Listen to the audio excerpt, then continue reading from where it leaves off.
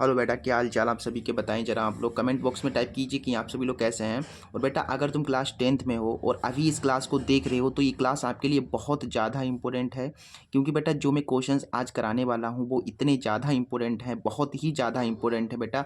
2025 board exam में इसके 50% question आपको बोर्ड एग्जाम में देखने को मिलेंगे। ठीक है बेटा, आप कहोगे आप कौन सा सर सेट कराने जा रहे हो जो बहुत ज़्यादा इंपॉर्टेंट है।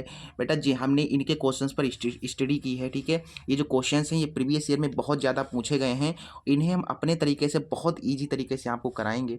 ठीक है, तो वीडियो में लास्ट तक बने रहिएगा। और बेटा, इस क्लास को छोड़कर मत जाइएगा। अगर आप लोग मैथमेटिक्स में 95+ लाना चाहते हैं, बढ़िया मार्क्स लाना चाहते हैं बेटा, जो क्वेश्चंस मैं कराऊंगा वही बोर्ड एग्जाम में पूछे जाएंगे, ये मेरी गारंटी है आप सभी को।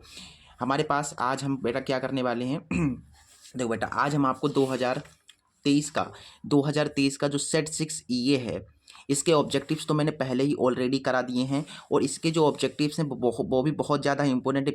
पिछली क्लास में मैंने आपको बताया था कि बेटा ये जो सेट है ना, 2023 का जो सेट 6 है, ये बहुत ज़्यादा इंपॉर्टेंट है। इसके सभी क्वेश्चंस बहुत इंपॉर्टेंट हैं। सो बेटा इसको इग्नोर मत कीजिएगा। ठीक है, और इसके 50% क्वेश्चन आपको देखने को मिलेंगे बोर्ड एग्जाम में। ठीक है, और अगर आप लोगों को विश्वास नहीं है तो बोर्ड एग्जाम देने के बाद आप इस वीडियो पर आकर कमेंट कर सकते हैं कि आए कि नहीं आए। सभी क्वेश्चंस पढ़े हुए आएंगे बेटा, मेरी ये गारंटी है आप सभी को। तो वीडियो को लाइक कर दो और हम क्लास को स्टार्ट करें फिर। ठीक है, लाइक कर दिया ना आपने, और एक फ्रेंड के पास शेयर जरूर कर दीजिएगा। फिर हम क्लास को स्टार्ट करते हैं ठीक है बेटा, चलिए। और किसी का ये कमेंट नहीं आना चाहिए कि सर गुरुजी आप जो क्वेश्चन करा रहे हैं वो इम्पोर्टेंट हैं कि नहीं है। बेटा, हम बोर्ड एग्जाम को देखते हुए ही हम क्वेश्चंस को तैयार कर रहे हैं। और जो क्वेश्चंस हैं, ये जो क्वेश्चंस आपके सामने हैं, ये बहुत इंपॉर्टेंट हैं। पिछले साल कई, मतलब पिछले साल नहीं कह सकते, वो हर साल ये क्वेश्चन पूछे जाते हैं। ठीक है, और 2025 में इन क्वेश्चंस के आने के हाईली चांसेस हैं। ठीक है, चलो बेटा, तो हम स्टार्ट करें क्लास को। ठीक है, तो सभी लोग फटाफट ज्वाइन हो जाइए क्लास में। ठीक है, सो हमारा बेटा फर्स्ट जो क्वेश्चन है, 2 नंबर का प्रश्न है।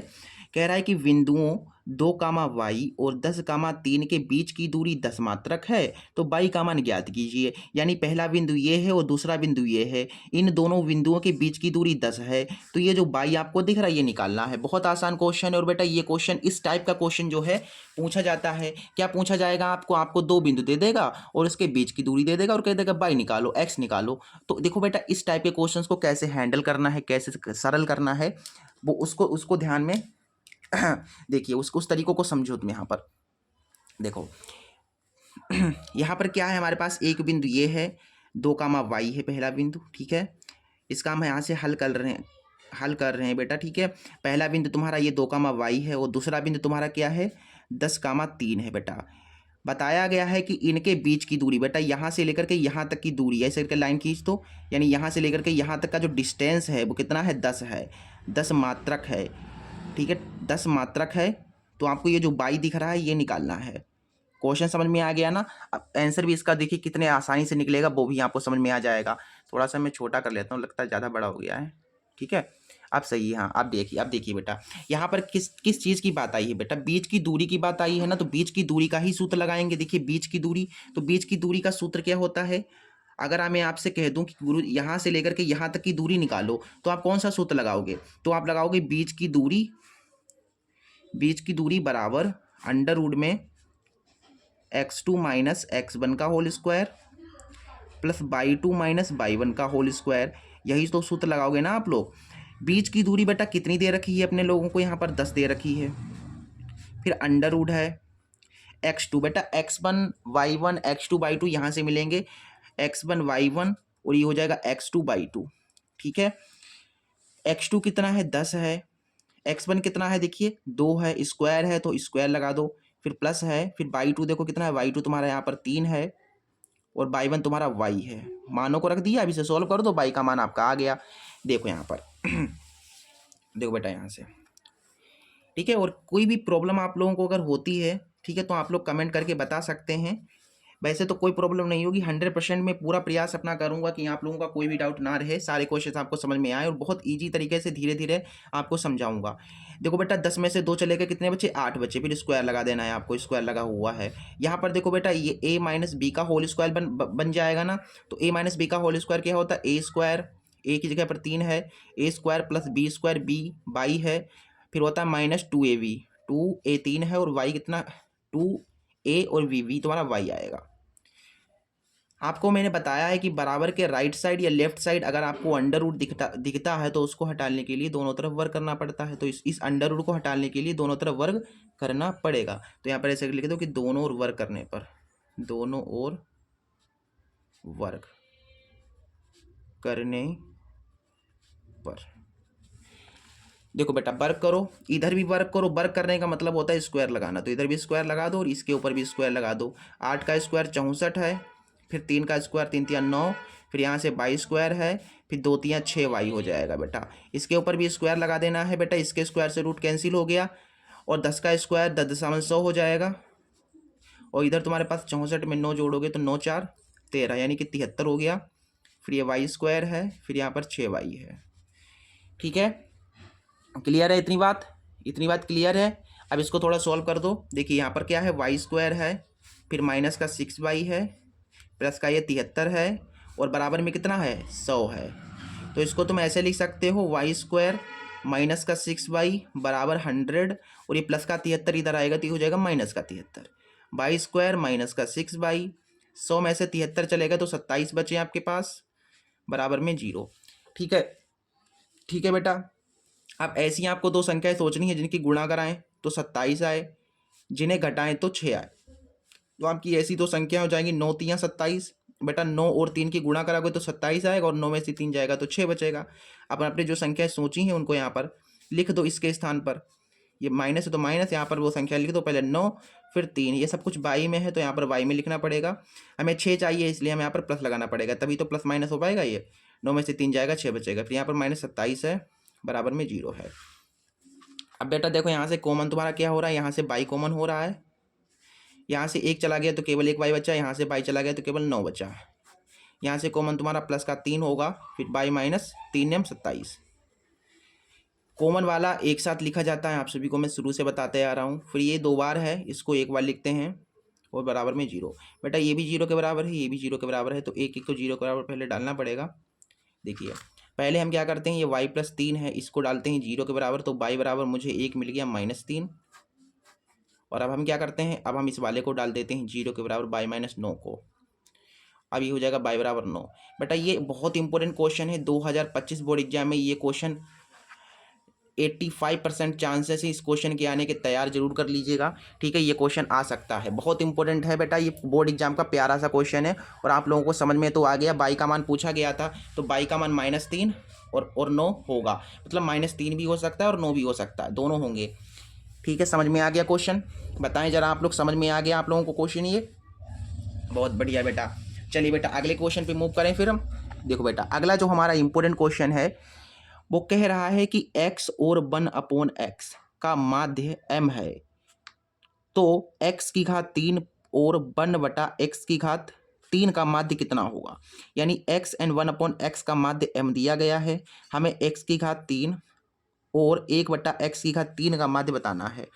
बहुत बढ़िया क्वेश्चन है, बोर्ड एग्जाम 2025 के लिए मैं पहले ही बता रहा हूँ सभी क्वेश्चन इंपॉर्टेंट हैं। ठीक है, तो ये भी बहुत इंपॉर्टेंट क्वेश्चन है। देखिए और बेटा ये क्वेश्चन आपने अभी तक नहीं किया है, मुझे पता है, ये क्वेश्चन बहुत नया क्वेश्चन है। ठीक है, देखो यहाँ पर खा नंबर है, 2 नंबर का प्रश्न आएगा ये बोर्ड एग्जाम में। यहाँ पर क्या दिया गया है उस पर नज़र हम डालते हैं।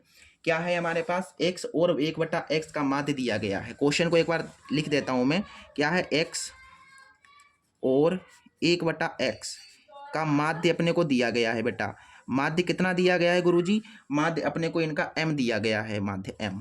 ठीक है, तो हमें क्या निकालना है, तो हमें निकालना है 1/x की घात 3 और x की घात 3 का माध्य बताना है। ये क्वेश्चन है तुम्हारा। क्वेश्चन तो समझ में आ गया ना, हमें इसका माध्य निकालना है, ये अपने को दिया गया है।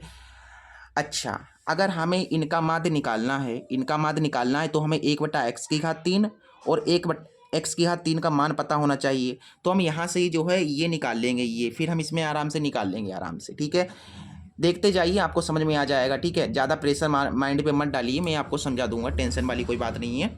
देखिए हल डालते हैं यहाँ पर, x और 1/x का माध्य m दिया गया है। अच्छा माध्य कितना दिया गया है, m दिया गया है। पहला आंकड़ा ये है, दूसरा आंकड़ा ये है, तो माध्य निकालने के लिए सबसे पहले सूत्र बताइए क्या होता है।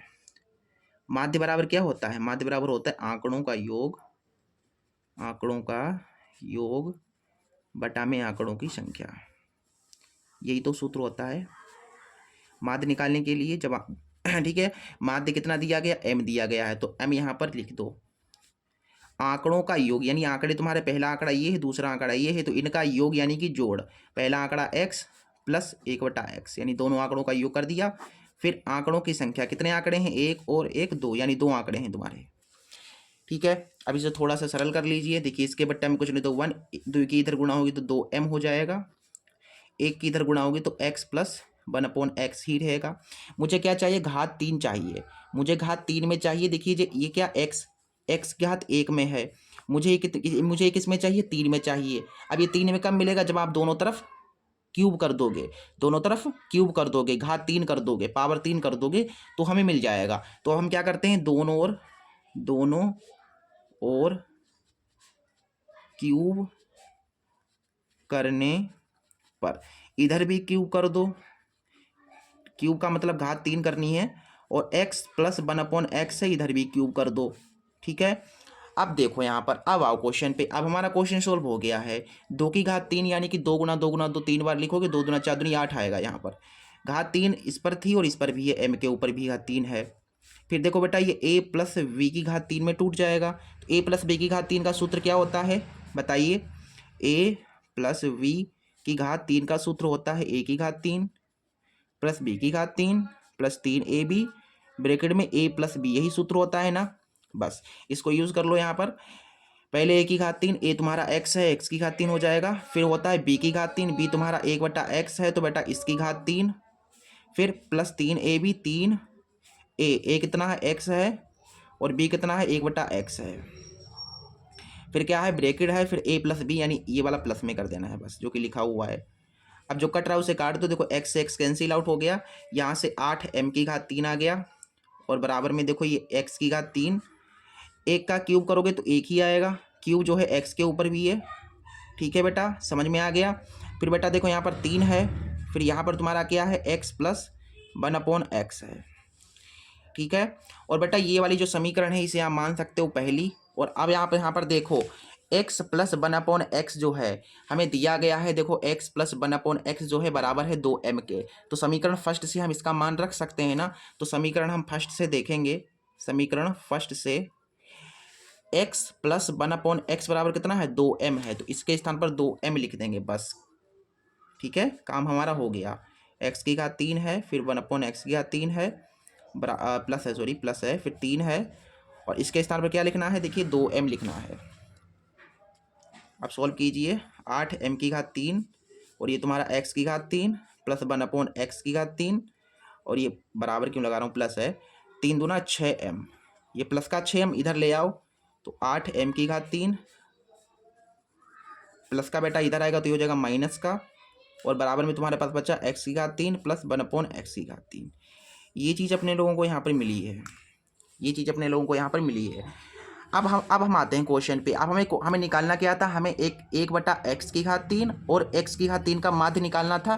बस हो गया क्वेश्चन, बस हो गया क्वेश्चन। देखिए यहाँ पर हमें क्या निकालना है? हमें निकालना है x की घात 3 और 1/x की घात 3 का निकालना है माध्य। तो माध्य निकालने के लिए वही सूत्र होता है। बताइए माध्य बराबर क्या होता है? माध्य बराबर होता है आंकड़ों का योग। आंकड़े ये हैं तो इनका योग करोगे पहले, फिर क्या होता है? आंकड़ों की संख्या। तो आंकड़ों की संख्या यानी कि नीचे कितने आंकड़े हैं? 1 2 ही तो आंकड़े हैं, तो नीचे 2 कर दोगे। फिर देखो यहाँ से माध्य अपने को मिलेगा। देखो बेटा x की घात 3 प्लस 1/x की घात 3 का मान हमने देखो अभी निकाला है। ये देखिए, ये निकाला है ना। क्या है? तो देखिए इसका मान जो है 8m की घात 3 माइनस का 6m है। 8m की घात 3 माइनस का 6m है, और नीचे बेटा तुम्हारा 2 है। थोड़ा सा इसको सरल करना चाहो तो कर सकते हो, बाकी यहीं पर छोड़ दो, कोई दिक्कत वाली बात नहीं है। करना चाहो तो कर सकते हो। देखो माध्य बराबर, ऊपर से तुम्हारा 2 कॉमन हो रहा है, 2 कॉमन लोगे तो बेटा 4m की घात 3 और 2 3 6 3m, और नीचे तुम्हारा कितना है बेटा? 2 है। 2 से 2 कैंसिल हो गया। बस हमारा जो आंसर आ गया वो आ गया। देखिए 4m की घात 3 माइनस का 3m, और बेटा यही तुम्हारा हो जाएगा आंसर। बताइए यहाँ तक कोई प्रॉब्लम हुई आपको? कोई समस्या हुई इस क्वेश्चन में? नहीं हुई ना, बहुत ईजी तरीके से मैंने बताया बेटा, बहुत धीरे धीरे बताया है। आप लोगों की प्रॉब्लम को ध्यान में रखते हुए मैं बताता हूँ, कमज़ोर से कमज़ोर बच्चे को लेकर के साथ में चलता हूँ। बेटा वीडियो पसंद आ रही तो चैनल को बेटा सब्सक्राइब कर दो, अगर आपने अभी तक सब्सक्राइब नहीं किया तो बेटा सब्सक्राइब कर देना चैनल को, और लाइक तो कर ही देना, ठीक है, और अपने एक फ्रेंड के पास शेयर कर देना वीडियो। बस इतनी ही फीस है आप लोगों की, ठीक है। सब्सक्राइब करने से बेटा क्या होगा, आपका फ़ायदा होगा। आप अगर सब्सक्राइब कर दोगे तो आपके पास वीडियो की नोटिफिकेशन सबसे पहले पहुंच जाएगी। जैसे ही मैंने वीडियो डाली आपके पास नोटिफिकेशन पहुंच जाएगी, आप आराम से देख लेना। नहीं तो फिर आप ढूंढते रहोगे वीडियो कहाँ है सर की। और बहुत ईजी तरीके से मैं पढ़ाता हूँ बेटा, ठीक है, बहुत ईजी तरीके से पढ़ के देखिए, मज़ा आएगा। देखो बेटा अगला क्वेश्चन बहुत इंपॉर्टेंट है।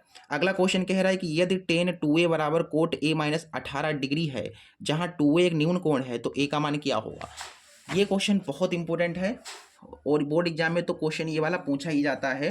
क्या अपने लोगों को यहाँ पर दिया गया है, अपने लोगों को दिया गया टेन 2a बराबर कोट a माइनस 18 डिग्री। ये a जो आपको दिख रहा है ना बेटा, यही आपको निकालना है। ये जो ए है ये अपने लोगों को यहाँ पर बताना है। देखिए कैसे निकलेगा बेटा, देखो बेटा कैसे निकलेगा ये कोई देखो ये क्या है, ये टेन है और ये बेटा कोट है। हम क्या करते हैं, हम इस वाले टेन को कोट में बदल देते हैं। कैसे बदलेंगे, यहाँ पर आपको एक सूत्र पता होना चाहिए बेटा। क्या होना चाहिए, पता होना चाहिए कि कोट 90 माइनस ए बराबर होता है टेन ए के। ये सूत्र पता है ना आपको। तो ये देखिए टेन ए है, ये पूरा ए मान लीजिए, पूरा ए मान लीजिए। देखिए टेन ए है, ये टेन ए, इसके स्थान पर हम ये चीज़ लिख सकते हैं, लिख सकते हैं ना। क्या लिख सकते हैं, कोट फिर है 90 फिर माइनस ए कितना है, देखो बेटा 2a है ये तो यहाँ पर, ठीक है। और यहाँ से तुम्हारे पास ये जो है इसको एज इट इज रहने दो, बस इसको चेंज कर दिया मैंने। क्यों कर दिया, क्योंकि कोट से कोट कट जाएगा इसलिए। अब हमारा आंसर आ गया है, देखिए 90 है, फिर माइनस का 2a है, इधर तुम्हारा a माइनस का 18 डिग्री है, प्लस का ए, देखिए यहाँ पर माइनस का 2a है, प्लस का ए इधर आएगा, माइनस का ए हो जाएगा, माइनस का 18 डिग्री है, प्लस का 90 इधर आएगा, माइनस का 90 हो जाएगा। ये 90 है तुम्हारा, तो 2 और 1 3 हो गया। 90 और 90 100 108 108 हो जाएंगे यहाँ पर। 90 में 18 जोड़ोगे तो माइनस माइनस कैंसिल, 3 से काटोगे इसे, 3 3 9 3 6 18, यानी ए आएगा तुम्हारे पास 36 डिग्री। बेटा यही तुम्हारा उत्तर हो जाएगा, 36 डिग्री तुम्हारा उत्तर हो जाएगा। बताओ कोई प्रॉब्लम है इस क्वेश्चन में, बहुत आसान क्वेश्चन था, 2 नंबर का प्रश्न था, आराम से आपने बना दिया। अगला क्वेश्चन क्या है, अगला क्वेश्चन कह रहा है कि निम्नलिखित बारंबारता बंटन का माध्यक ज्ञात कीजिए। इसमें हमें माध्यक निकालना है और इस वाली सारणी में बहुलक निकालना है। तो यानी कि इस सेट में आप माध्यक और बहुलक निकालना सीख जाएंगे। और माध्य निकालना हमने पिछली वाली क्लास में, मतलब हर बार बताते हैं माध्य निकालना, हर क्लास में माध्य बताते हैं, माध्यक बताते हैं, बहुलक बताते हैं, क्योंकि हर बोर्ड एग्जाम में हर बार जो है माध्यक और बहुलक निकालने के लिए क्वेश्चन आते हैं। तो तैयार तो कर ही लेना, उससे 15 आपके नंबर पक्के हो जाएंगे, ठीक है। चलिए हमें यहाँ पर माध्यक निकालना है, ये सारणी दी गई है। क्या निकालना है, हमें मीडियन निकालना है, माध्यक निकालना है, माध्यक निकालना है। अच्छी बात है। क्या है, एक अंतराल दिया गया है। सबसे पहले तो भाई क्या दिया गया है अपने लोगों को, वर्ग अंतराल दिया गया है। उसके बाद बारंबारता दी गई है। और इस क्लास की पीडीएफ चाहिए तो ग्रुप, व्हाट्सएप ग्रुप का ज्वाइन कर लेना, ठीक है। मैं आपको पीडीएफ वहाँ प्रोवाइड करा दूंगा, ठीक है। इस क्लास की मिल जाएंगी आपको पीडीएफ, हर क्लास की तो नहीं लेकिन इस क्लास की आपको पीडीएफ मिल जाएंगी। और जो फ्री में पीडीएफ अवेलेबल रहती हैं वो हम आप सभी को दे देते हैं। जो पीडीएफ फ्री में नहीं है वो नहीं मिल पाती हैं, वो केवल पेड स्टूडेंट्स को मिलती हैं, ठीक है। इस क्लास की पीडीएफ फ्री है, बिल्कुल मिल जाएगी, आप ग्रुप को ज्वाइन कर लेना, ठीक है, अगर आप लोगों को चाहिए तो। हमें वर्ग अंतराल दिया गया है 0 से 10 और 10 से 20, 20 से 30, 30 से 40 एंड लास्ट है 40 से 50। बारंबारता तुम्हारी है 5, 8, 20 और 15 और 7। क्लियर है बेटा। माध्यक निकालना है तो माध्यक निकालने के लिए सबसे पहले सूत्र आपको लिखना पड़ेगा, ठीक है, जिससे कि हमें आइडिया लग जाएगा हमें क्या क्या चाहिए। माध्यक निकालने के लिए सूत्र होता है माध्यक बराबर L प्लस N/2 माइनस का CF बटा में F और गुना में H। बेटा आवाज़ थोड़ी बैकग्राउंड में आ रही होगी, घर में थोड़ा फंक्शन है, इस कारण से थोड़ा नॉइस आ सकता है। माइक तो बहुत बढ़िया वाला यूज़ करता हूँ लेकिन फिर भी जो है वॉइस आ सकती है, ठीक है, क्योंकि ज़्यादा शोर हो रहा है, बट हम क्या करें, ठीक है, आप लोगों को क्लास तो देनी ही देनी है, इस कारण से थोड़ा एडजस्ट कर लीजिएगा, ठीक है। देखो बेटा यहाँ पर माध्यक निकालने के लिए हमें ये सब कुछ चाहिए होगा, N CF F L H ये सब कुछ चाहिए होगा। बेटा सबसे पहले तो CF बनानी पड़ेगी, CF मिलेगी नहीं, CF बनानी पड़ेगी। तो सबसे पहले हम CF बना लेते हैं।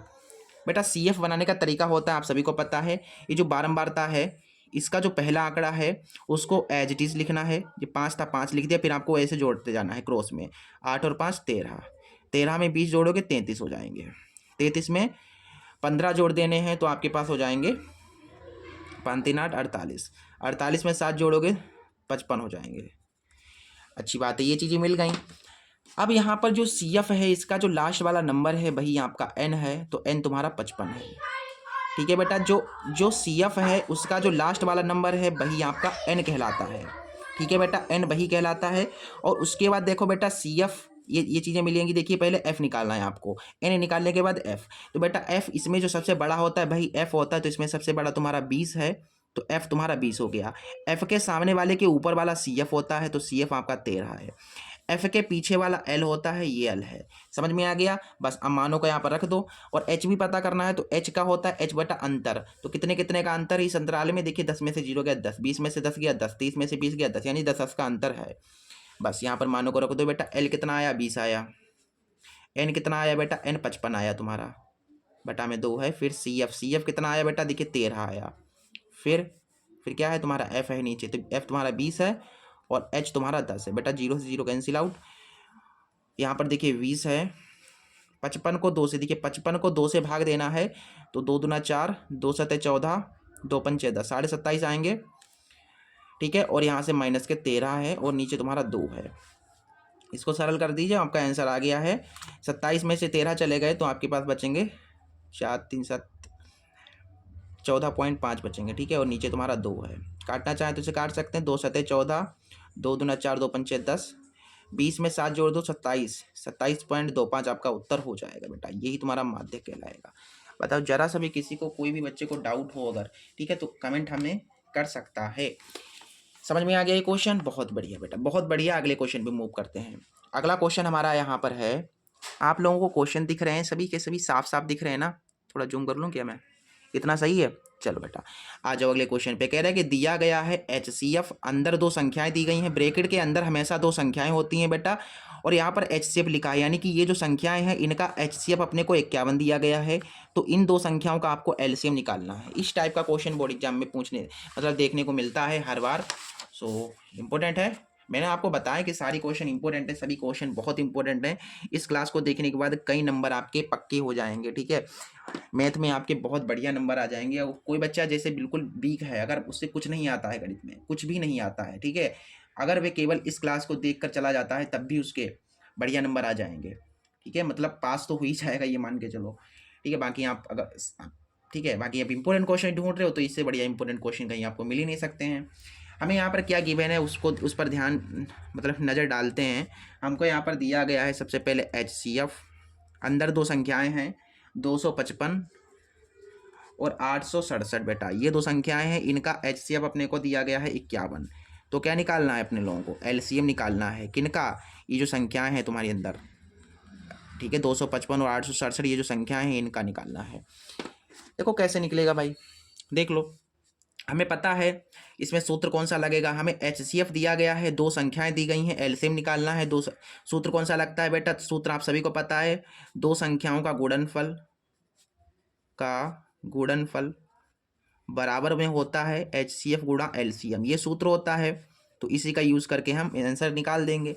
2 संख्याओं का गुणनफल, 2 संख्याएं तुम्हारी ये वाली हैं, तो इनका गुणनफल यानी कि इनकी गुणा। HCF अपने लोगों को दे रखा है, देखिए 51 दे रखा है, देखिए HCF 51 है और LCM निकालना है, तो LCM को LCM ही लिखा रहने दो।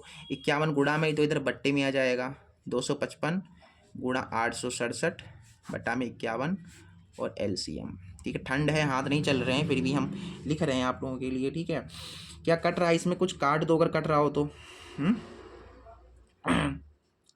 देखिए 3 से कट जाएगा, 3 दूना 6, सॉरी 3 एकम 3, 4 5 3 7 21, फिर काटिए 3 8 24, 3 5 15, 17 पन्ना 85। कट गया ना? तो 5 गुना यहाँ पर करना है अपने लोगों को 867, आपका उत्तर आ जाएगा। आपका LCM जो है आ जाएगा बेटा।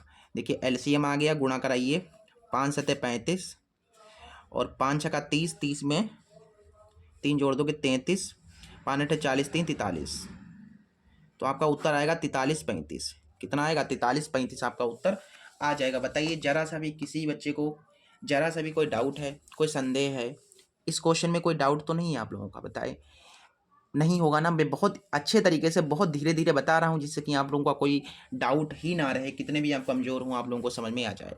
अगला क्वेश्चन ऐसा है जो कि बोर्ड एग्जाम का कह सकते हो कि आत्मा है बोर्ड एग्जाम की। खून है, जैसे कि हमारे शरीर में शरीर के लिए सबसे ज़्यादा ज़रूरी क्या होता है? खून ज़रूरी होता है, कैसे ब्लड ज़रूरी होता है। उसी प्रकार जो है कह सकते हैं बोर्ड एग्जाम का जो इम्पोर्टेंट पार्ट है वो उसका ब्लड है। ये जो क्वेश्चन है ये ब्लड है। अगर बोर्ड एग्जाम में ये क्वेश्चन ना आए तो समझ के चलो कुछ भी नहीं आया। बहुत इंपॉर्टेंट क्वेश्चन है बेटा ये वाला, ठीक है? ये तो आना ही आना है। क्या कैसा क्वेश्चन आता है? देखिए इस टाइप का क्वेश्चन आता है, कहेगा कि सिद्ध कीजिए कि अंडर रूट 2 एक अपरिमेय संख्या है। अंडर रूट 2 की जगह पर अंडर रूट 5 भी कह सकता है, अंडर रूट 7 भी कह सकता है, अंडर रूट 13 भी कह सकता है, ठीक है? तो परेशान होने वाली बात नहीं है, जैसे ये वाला क्वेश्चन होगा वैसे ही वो उसको करना है आपको, केवल नंबर चेंज हो जाएगा, ठीक है? इसको एक बार देख लीजिए, समझ लीजिए कैसे करना है, ठीक है? समझ लीजिए एक बार, फिर उसके बाद देखते हैं आगे क्या होता है।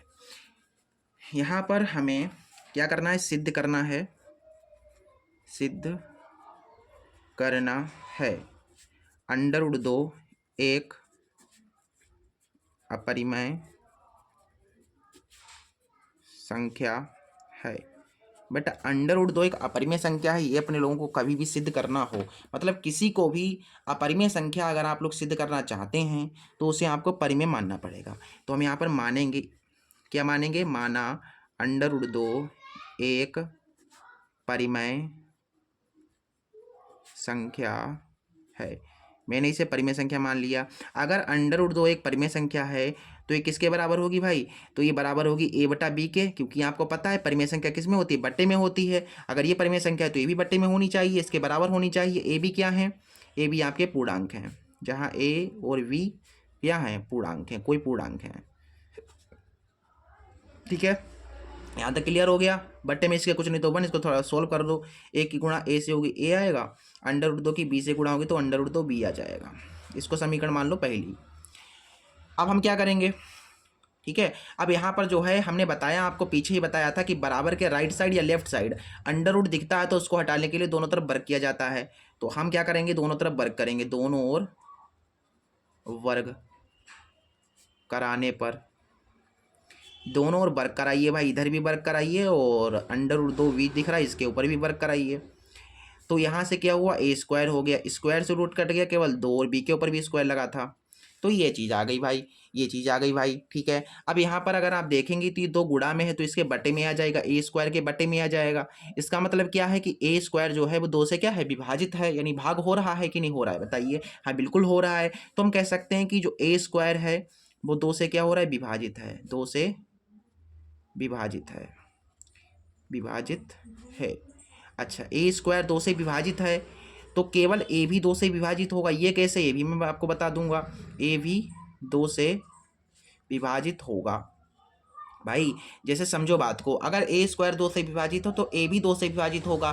कैसे विभाजित होगा? मैंने आपसे कह दिया कि 6 का स्क्वायर जो है 2 से विभाजित है। करके देख लें, करके देख लो। देखो 6 का स्क्वायर 6 चंग 36 बटा 2, 2 एक कम 2, 2 अट्ठे 16, देखिए कट गया पूरा का पूरा। यानी 6 का स्क्वायर अगर 6 से विभाजित, 6 का स्क्वायर अगर 2 से विभाजित है तो केवल 6 भी 2 से विभाजित होना चाहिए। देखते हैं करके कट जाता है कि नहीं। हाँ बिल्कुल कट गया। अब देख सकते हैं ना, आप खुद देख सकते हो, प्रैक्टिकली हम बता रहे हैं आपको कि भाई अगर 6 का स्क्वायर 2 से विभाजित है तो वो 6 भी 2 से विभाजित होगा। यानी कि अगर कोई संख्या का स्क्वायर 2 से विभाजित हो रहा है तो वो संख्या भी विभाजित होगी 2 से। अब 2 यहाँ पर 2 के स्थान पर, जैसे इसमें अगर यहाँ पर 5 होता, अंडर रूट 5 होता तो हम जहाँ जहाँ 2 हुआ है वहाँ पर 5 कर देते बस। अगर 7 होता है यहाँ पर तो जहाँ जहाँ 2 हुआ है वहाँ पर 7 कर देते। अच्छा, यहाँ तक क्लियर हो गया? आप कहोगे गुरुजी बस इतने में 2 नंबर मिल गए हमको? नहीं मिले भाई, आगे और बढ़ाना पड़ेगा, आगे और बढ़ाना पड़ेगा, इतने से कुछ नहीं हुआ। अब हम क्या करते हैं, अब यहाँ पर अपनी तरफ से मान लेंगे कि माना, ऊपर समीकरण फर्स्ट में देखिए हम कैसे मानेंगे, माना ए बराबर 2k, ठीक है? ऐसे मैंने मान लिया। अब ये माना ये के क्या हो गया भाई? जहाँ के भी ये कोई पूर्णांक है, जहाँ के कोई पूर्णांक है, पूर्णांक का मतलब क्या होता है बेटा? नंबर होगा, जहाँ के कोई पूर्णांक है। अच्छी बात है, समझ में आ गया। अब देखो समीकरण फर्स्ट से अगर आप देखें ए बराबर हमको दे रखा है अंडर रूट 2b, तो इसके स्थान पर हम इस वाले को रख सकते हैं। समीकरण फर्स्ट से हम जो है यहाँ पर रख देंगे ए के स्थान पर क्या रख देंगे अंडर रूट 2v और बराबर में तुम्हारा 2k है। अब क्या करेंगे भाई, मैंने अब फिर से आपको देखो यहाँ पर देखने को मिल रहा है कि बराबर के लेफ्ट साइड अंडर रूट है। अब इसको हटाने के लिए फिर से जो है वर्ग करना पड़ेगा, तो लिख दो यहाँ पर पुनः वर्ग कराने पर। ठीक है बेटा, फिर से वर्ग कराओ, फिर से क्या कराओ बेटा वर्ग कराओ। इधर भी वर्ग कराना है, अंडर रूट 2v दिख रहा है, इधर भी वर्ग कराना है और दोनों तरफ करा रहे हैं तो भाई दोनों तरफ कराएंगे फिर हम। ठीक है, देखो बेटा स्क्वायर 2 के ऊपर लगेगा, अंडर रूट 2 के ऊपर लगेगा तो इसके स्क्वायर से रूट कटेगा, केवल 2 बचेगा और स्क्वायर b के ऊपर भी चढ़ा हुआ है। 2 का स्क्वायर 4 होगा, स्क्वायर k के ऊपर भी लगा हुआ है, ये कट रहा है ना, 2 दूना 4, तो यहाँ से मिल गया b स्क्वायर बराबर 2k स्क्वायर। अब देखिए तो गुणा में है तो बी स्क्वायर के कहाँ पर आ जाएगा, बट्टे में आ जाएगा। अब देखिए जैसे वहाँ पर हो रहा था ऊपर ए स्क्वायर बटा 2 आया था पहले, अब की बार आ गया बी स्क्वायर बटा 2। इसका मतलब क्या हुआ, बी स्क्वायर 2 से विभाजित है इसलिए बी भी 2 से विभाजित होगा। फिर से भाई लिख दो कि चूंकि बी स्क्वायर 2 से विभाजित है इसलिए बी भी 2 से विभाजित होगा। अब आपने देखा कि ए भी 2 से देखिए विभाजित है और बी भी 2 से विभाजित है, इनका इसका मतलब क्या है, इसका मतलब क्या है, ए और बी का जो अभाज्य गुणनखंड है, जो उभयनिष्ठ गुणनखंड है, ए और बी का जो उभयनिष्ठ जो कॉमन मल्टीपल जो कह सकते हैं कॉमन जो फैक्टर है वो कितना है, 2 है। तो मैं यहाँ पर लिख दूंगा कि चूंकि ए और वी का उभयनिष्ठ गुणनखंड, देखिए ए भी 2 से विभाजित हो रहा है, बी भी 2 से विभाजित हो रहा है, यानी ए और बी का उभयनिष्ठ गुणनखंड क्या होगा, 2 होगा। ठीक है, अगर उभयनिष्ठ गुणनखंड 2 है इसका मतलब ये होगा कि ए और बी का एचसीएफ फिर 2 होगा। भाई ए भी 2 से विभाजित हो रहा है, बी भी 2 से विभाजित हो रहा है, इसका मतलब ए और बी का जो एचसीएफ होगा वो कितना होगा, 2 होगा। ठीक है, समझ गए ना, समझ गए। तो यहाँ पर ऐसे करके लिख दो कि इसलिए ए और जो बी है, ठीक है, उनका जो एचसीएफ है वो कितना होगा, 2 होगा, जो कि 1 नहीं है। अगर 1 हो जाता तो हम कह सकते थे हाँ ये जो है एक परिमेय संख्या होगी, लेकिन 1 नहीं आया, 1 नहीं आया, इसका मतलब ये होगा कि अंडर रूट 2 जो है वो क्या है, एक अपरिमेय संख्या होगी, क्योंकि अपरिमेय संख्याओं को जो एचसीएफ होता है वो 1 होता है। इसलिए हम यहाँ पर लिख देंगे इसलिए अतः अंडर रूट 2 एक अपरिमेय संख्या होगी। So root 2 is an irrational number. ठीक है, समझ में आ गया क्वेश्चन, बताइए आप लोग, समझ में आ गया क्वेश्चन। ठीक है, कह सकते हो ये सोल है बोर्ड एग्जाम के लिए। ठीक है, बहुत इंपॉर्टेंट क्वेश्चन था, बता दिया। 2 नंबर के सभी क्वेश्चन कंप्लीट हो चुके हैं। अब देखिए यहाँ से स्टार्ट हो रहे हैं 4 नंबर के प्रश्न। क्वेश्चन कह रहा है, दूसरे का क्या कह रहा है कि निम्नलिखित सारणी से बहुलक ज्ञात कीजिए, इसमें बहुलक निकालना है। बेटा बहुलक निकालना बहुत आसान होता है। ठीक है, बहुत आसान होता है। देखिए कैसे, दूसरे का क्या है, 4 नंबर में प्रश्न पूछा गया है। देखो सबसे पहले हमें वर्ग अंतराल दिया गया है। क्या दिया गया है भाई बताओ, वर्ग अंतराल दिया गया है। वर्ग अंतराल के बाद बारंबारता दे रखी है, बारंबारता दे रखी है। वर्ग अंतराल है 0 से 10, 10 से 20, 20 से 30, 30 से 40 और 40 से 50। जैसे ऊपर दिया गया था वैसे ही वर्ग अंतराल यहाँ पर भी दिया गया है, जैसे पिछली वाली सारणी में बनाया था मैंने। यहाँ पर देखिए क्या है, 5 है, यहाँ पर 10 है, यहाँ 15 है, यहाँ 23 है और यहाँ पर 7 है। बेटा ये चीज़ें हैं तुम्हारे पास। चलिए हमें बहुलक निकालना है। सूत्र पहले तो भाई लिख लो, माध्य, माध्यक और बहुलक, कुछ भी आपको निकालना हो। ये क्या लिख गया, बहुलक लिखना है यहाँ पर। तो बहुलक देखिए, बहुलक बराबर होता है L plus F1 minus F0 बटा में 2F1 minus F0 minus F2 फिर गुणा में H होता है। यहाँ पर हमें F1 F0 इसकी सबकी ज़रूरत पड़ेगी। तो बेटा देखो यहाँ पर ये F है, इसमें जो सबसे बड़ा होगा वही F1 होगा। इसमें सबसे बड़ा 23 है, यानी F1 तुम्हारा 23 होगा। F1 के ऊपर वाला F0, F1 के नीचे वाला F2, F1 के सामने वाला मैं आपको बताता हूँ L होता है, ठीक है। H क्या होता है? अंतर। तो अंतर बेटा बताओ इसमें से कितने कितने का है? 10 का अंतर है। बस इन मानों को रख दो, आपका आंसर आ गया। देखिए L कितना है बेटा? L 30 है, F1 तुम्हारा 23 आया और F0 तुम्हारा 15 आया, फिर 2, F1 23 है, फिर F0 है, F0 15, F2 7 है, H तुम्हारा 10 है, ठीक है। अब इसे सॉल्व कर दो फटाफट। देखो यहाँ पर 30 है, 23 में से 15 गए, 5 3 8, 8 बचे ना। 23 दूना हो जाएंगे तुम्हारे पास 56, 56 में से 15 चले गए, 56 है उसमें से, 56 में से क्या करना है? 15 को माइनस कर देना है। तो यहाँ पर बचा आपके पास 41, ठीक है। 41 में से फिर 7 आपको घटा देने हैं, तो 7 7 4 11, 34 बचेंगे बेटा। कितने बचेंगे? 34। फिर गुणा में 10 है, कट रहा है उसे काट दो। देखो ये कट रहा है कि नहीं कट रहा है? 2 से 2 चौको 8, तो ये कम, तो 2 से थे 14, ठीक है। बस इतना ही कटेगा ना। तो यहाँ से 30 आया, 4 की 10 से गुणा होगी तो 40, और नीचे तुम्हारा 17 है, बटे में कुछ नहीं तो 1, और 3 से 21, 3 दूना 5, 17 × 51, और 40 कम 40, 17 कम 17। तो बहुलक हमारे पास जो आया है 510 में 40 जोड़ोगे तो 550 हो जाएंगे, और बटा में 17, भाग देने पर 17 कम 17, 17 × 51, फिर आपके पास बचेंगे यहाँ पर 4, यानी 40 हो गए। कितने हो गए? 17 × 51 हुआ, फिर 4 बचे, 40 हो गए, ठीक है। 33.33 के करीब में कुछ आ रहा है तुम्हारा उत्तर, ठीक है। यही तुम्हारा आंसर आएगा बेटा, ठीक है, ठीक है।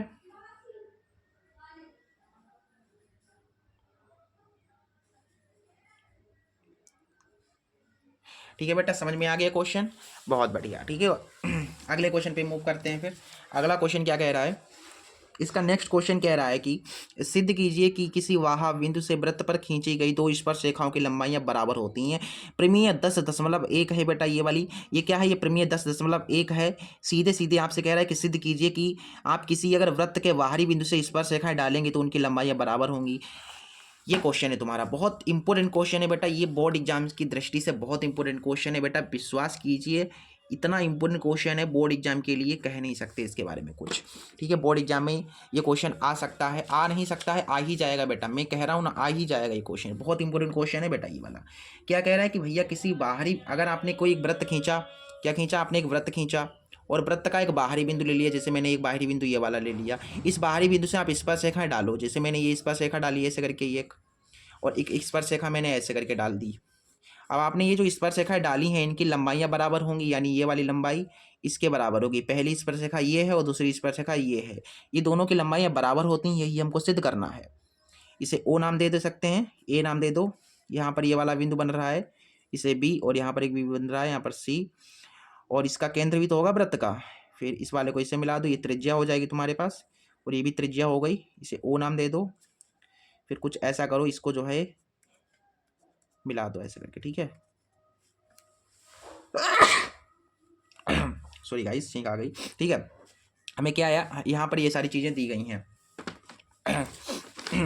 हमें क्या सिद्ध करना है बताएं जरा आप लोग। हमें यहाँ पर सिद्ध करना है, यहाँ पर लिख दो, सिद्ध करना है।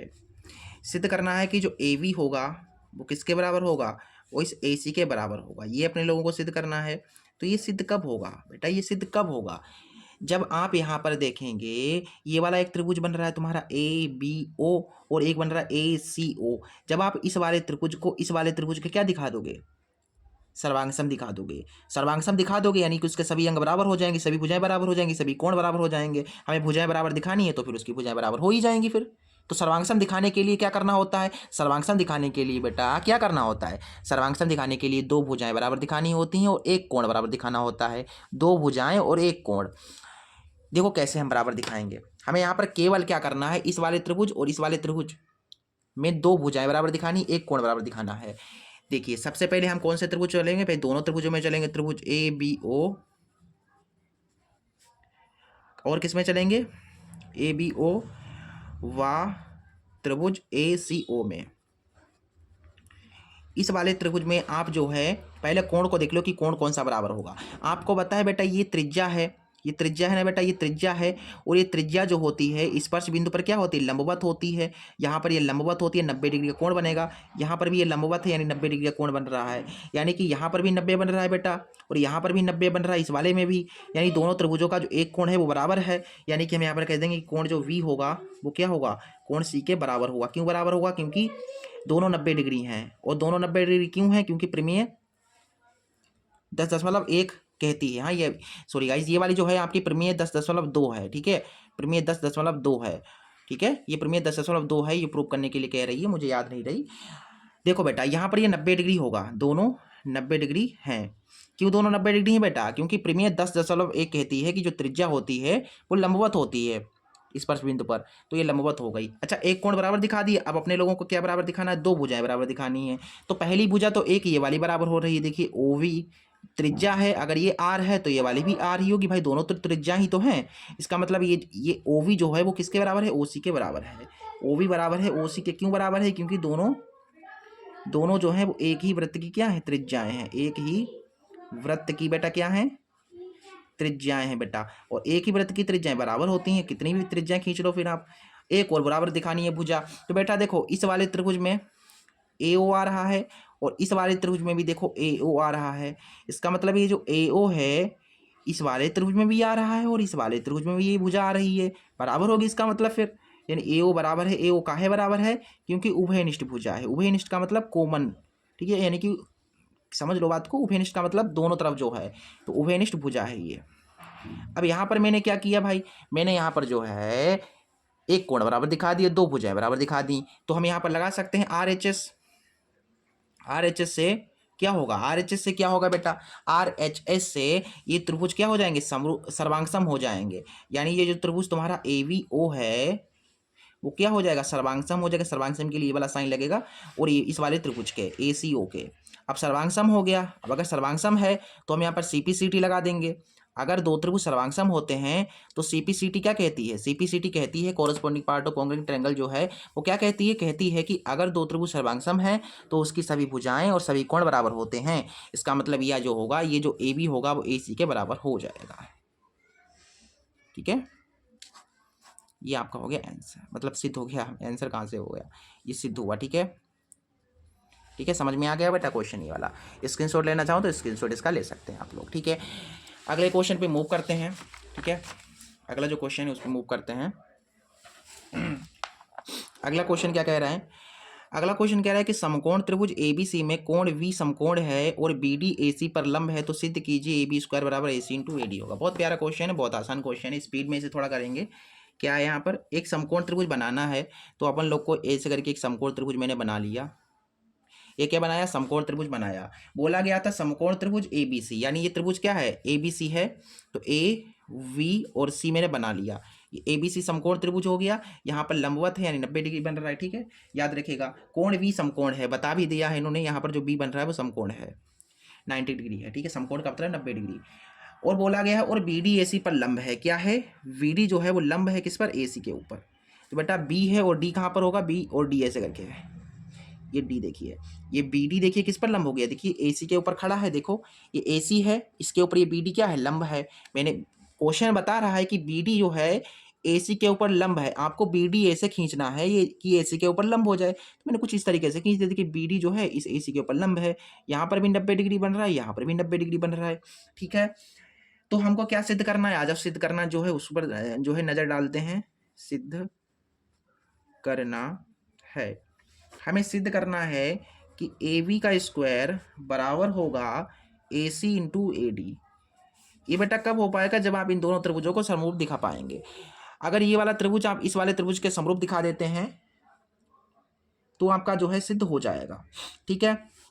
तो हम क्या करते हैं, हम त्रिभुज ABC और ABD में चलते हैं, ठीक है, त्रिभुज AVC व त्रिभुज AVD में, इस वाले त्रिभुज में हम इनको समरूप दिखा देंगे तो इनकी संगत भुजाओं का अनुपात बराबर हो जाएगा, फिर ये सिद्ध हो जाएगा। बस हमारा टारगेट क्या रहेगा बताओ, हमारा टारगेट रहेगा इनको क्या दिखाना, इनको दिखाना समरूप। इस ए बी सी, इस बड़े वाले त्रिभुज को इस वाले त्रिभुज के आप समरूप दिखा देंगे तो काम हमारा बन जाएगा। बस यही करना है। तो समरूप कैसे दिखाओगे? समरूप दिखाने के लिए आप दो कोण बराबर दिखा दो या भुजाएं बराबर दिखा दो। तो मैं क्या करता हूँ, यहाँ पर कोण को देखता हूँ बराबर हो पा रहे हैं कि नहीं हो पा रहे हैं। हाँ बिल्कुल, देखो इस बड़े वाले त्रिभुज में देखो ए आ रहा है, इस वाले त्रिभुज में भी कोण ए आ रहा है और इस वाले त्रिभुज में भी कोण ए आ रहा है। आप देख सकते हैं, देखो ये पूरा बड़ा वाला त्रिभुज है, इसमें भी ये वाला कोण आ रहा है और इस वाले त्रिभुज में भी ये वाला कोण आ रहा है, यानी कि कोण ए जो होगा यहाँ का बराबर हो जाएगा। फिर इसका मतलब जो कोण ए है वो क्या है, कोण ए के बराबर है। क्यों बराबर है? क्योंकि भाई उभयनिष्ठ है, उभयनिष्ठ कोण है। ठीक है, उभयनिष्ठ कोण है, कॉमन एंगल है, उभयनिष्ठ कोण हो गया। फिर आप देखो ये जो कोण वी है दोनों में आ रहा है, या ऐसे समझ लो कि भाई इस वाले बड़े वाले त्रिभुज का देखो यहाँ का कोण 90 डिग्री बन रहा है और यहाँ पर देखो ये वाला भी 90 डिग्री बन रहा है, यानी कि कोण भी बराबर है कोण डी के। कोण वी जो है वो बराबर है कोण डी के, कोण डी के। क्यों बराबर है? क्योंकि दोनों 90 डिग्री हैं, दोनों समकोण हैं, 90 डिग्री हैं। अब हमने दो कोण बराबर दिखा दिए तो तीसरा वाला ऑटोमेटिक बराबर ही हो गया। तो हम यहाँ पर लगा देंगे ए नियम से। भाई दो कोण बराबर हमने दिखा दिए तो एंगल नियम क्या कहेगा? एंगल यानी कि दोनों कोण बराबर, देखो पहला और दूसरा एंगल दो दो को देखो यहाँ पर दो एंगल बराबर हैं इसलिए ए लगा दिया नियम। अब भाई दो कोण बराबर हैं यानी ये त्रिभुज क्या है, समरूप है। इसका मतलब ये जो त्रिभुज तुम्हारा ए बी सी है वो क्या है, समरूप है त्रिभुज ए बी डी के। अगर ये दोनों त्रिभुज समरूप है तो इनकी भुजाओं का अनुपात बराबर होगा, यानी कि ए बी बटा ए बी बराबर होगा बी सी बटा बी डी बराबर होगा ए सी बटा ए डी के। ठीक है समझ में आ गया ना बेटा? बताइए आप लोग, कहीं पर कोई प्रॉब्लम तो आप लोगों को नहीं है? हाँ जी बेटा, इसमें एक चीज़ मैंने ध्यान नहीं दी बेटा, यहाँ पर जो है एक चीज़ हमने ध्यान नहीं दी, थोड़ी सी मिस्टेक में हो गई। पता है क्या बेटा, मैंने ध्यान नहीं दिया। देखो बेटा यहाँ पर ये बड़ा वाला त्रिभुज ए बी सी यहाँ पर पूरा 90 डिग्री बन रहा है और इस वाले त्रिभुज में 90 डिग्री कहाँ पर बन रहा है, यहाँ पर बन रहा है। देखो बेटा इस वाले बड़े वाले त्रिभुज में यहाँ पर ये 90 डिग्री बन रहा है और इस वाले त्रिभुज में यहाँ पर 90 डिग्री बन रहा है, यानी कि इसका जो एंगल होगा ए बी सी, इस वाले त्रिभुज का जो एंगल है वो बी, आपको जो बी देखिए 90 है, इसको बीच में मैंने रखा, बिल्कुल बीच में रखा। और इस वाले का जो देखो 90 डिग्री है, इसको भी मुझे बीच में रखना था, ये मैंने जो है यहाँ पर मिस्टेक कर दिया। बस ये जो डी होगा बीच में, यानी कि भाई देखो हम बीच में किसे रखते हैं, बीच में बेटा उसे रखते हैं जो तो कॉमन होता है, जो कॉमन एंगल होता है। तो इस वाले का देखिए एंगल 90 है और इस वाला का भी 90 है, इसलिए हमें इसे बीच में रखना पड़ेगा, क्योंकि भाई एक तरीका होता है लिखने का। ठीक है, तो एक तरीका यही है भाई, तरीका का मतलब जो एंगल दोनों में होगा उसको बीच में रखना है। तो ए बी डी, यहाँ पर ए बी सी है तो यहाँ पर केवल क्या कर देना है, डी कर देना है और यहाँ पर कर देना है वी, बस। तो ये फिर गलत हो गया, इसका मतलब ये गलत हो गया। अब आ जाओ, देखो ए बी बटा ए डी बराबर वी सी बटा डी वी बराबर इसका पहला और लास्ट लो ए सी बटा इसका पहला लास्ट ए बी। ये वाला आप नहीं लेंगे क्योंकि हमें जो प्रूव करना है उसी हिसाब से हम चलेंगे। ठीक है, तो हम ये वाला इसके बराबर ले लेते हैं क्योंकि तीनों बराबर हैं आपस में, तो इसको ना लो क्योंकि हमें जो प्रूव करना है उसी हिसाब से चलेंगे। हम क्या करते हैं, हम यहाँ पर जो है ए बी बटा ए डी बराबर ए सी बटा ए बी लेंगे। ये दो बराबर लेंगे तभी सिद्ध हो पाएगा। देखो यहाँ पर क्या है, ये ए डी है, ए बी की ए सी से, देखो ए बी की ए बी से गुणा होगी तो ए बी का स्क्वायर आ जाएगा और ए सी की ए डी से गुणा हो जाएगी, ए सी गुणा ए डी। बेटा यही प्रूव करना था अपने लोगों को। बेटा ये तुम्हारा हो गया सिद्ध। क्या हुआ, सिद्ध हुआ। कभी जल्दबाजी में ना थोड़ी थोड़ी जो छोटी सी चीज़ होती है वो भी ध्यान में नहीं रहती है। यहाँ पर क्या हुआ कि बेटा बीच में एंगल रखना होता है जो दोनों में कॉमन होता है, जैसे इसका 90 है एंगल और इसका भी 90 था तो इसमें बीच में रखा। ठीक है, इस तरीके से होता है भाई, तरीका होता है सबका एक एक, उस तरीके को जो है आपको ध्यान में रखना है। कभी कभार जो होता है माइंड से उतर जाता है अच्छे लोगों से। अगले क्वेश्चन पे मूव करते हैं बेटा। अगला क्वेश्चन कह रहा है कि पुनीता की 2 वर्ष पूर्व की आयु और अब से 4 वर्ष बाद की आयु का गुणनफल उसकी वर्तमान आयु के दुगने से 1 अधिक है, तो उसकी वर्तमान आयु बतानी है। पुनीता की वर्तमान आयु याद करनी है बेटा, हमें पता तो है नहीं तो मान लेंगे यहाँ पर हम। देखो बेटा इसके तरीके हमारे पास कई हैं, एक रेशियो से हम करा सकते हैं लेकिन वो ज़्यादा लेवल हाई का हो जाएगा, हाई लेवल का हो जाएगा, उसे छोड़ दो। जो आपके 10th में मेथड है वही हम बता दे रहे हैं। पुनीता की हमें वर्तमान आयु बतानी है तो मान लेते हैं यहाँ पर हमें पता तो है नहीं पुनीता कितने मतलब वर्ष की है।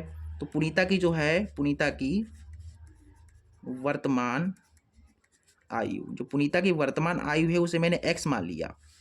इसमें बोला गया है कि 2 वर्ष पूर्व और 4 वर्ष बाद, क्या बोला गया है, पहले 2 वर्ष पूर्व देखते हैं कितनी आयु होगी।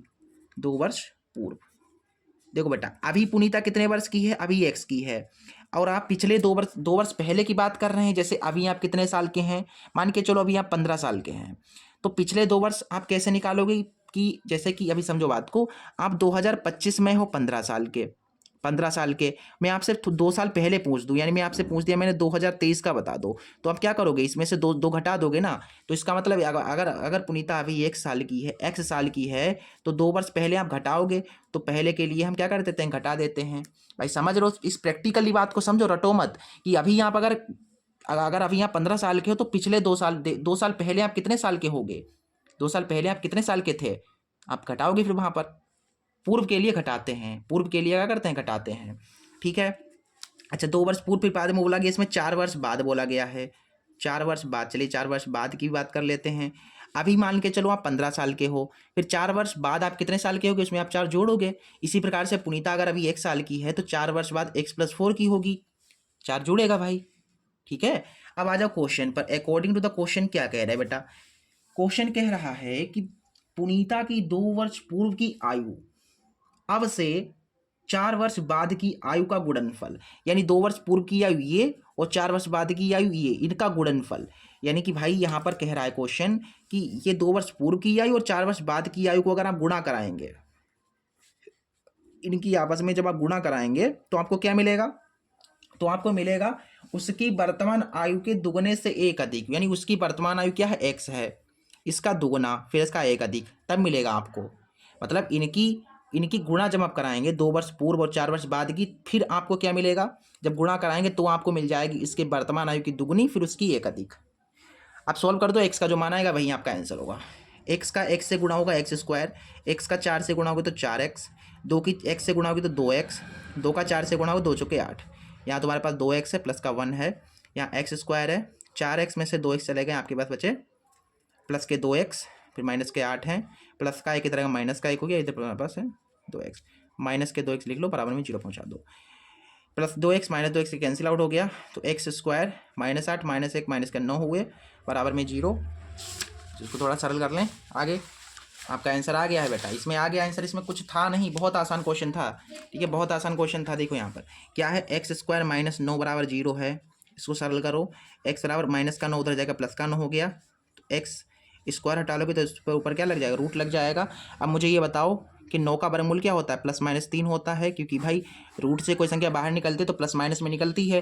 तो यहाँ पर हमारे पास जो है पुनीता की जो उम्र आई है वो क्या आई है, पुनीता की आयु जो आई है वो क्या आई है, +3 आई है और -3 वर्ष आई है। बताओ आपकी किसी की भी उम्र माइनस में हो सकती है क्या, नहीं हो सकती है, तो ये नहीं होगा, प्लस का 3 वर्ष होगी। यानी पुनीता कितने वर्ष की है बेटा, 3 वर्ष की है। तो पुनीता जो है अभी कितने वर्ष की है, 3 वर्ष की है बेटा, वर्तमान में 3 साल की पुनीता है। समझ में आ गया बेटा, समझ में आ गया आप सभी का। ठीक है, आप सभी को समझ में आ गया। अगले क्वेश्चन पे मूव करते हैं। अगला क्वेश्चन कह रहा है कि निम्नलिखित समीकरण को हल कीजिए।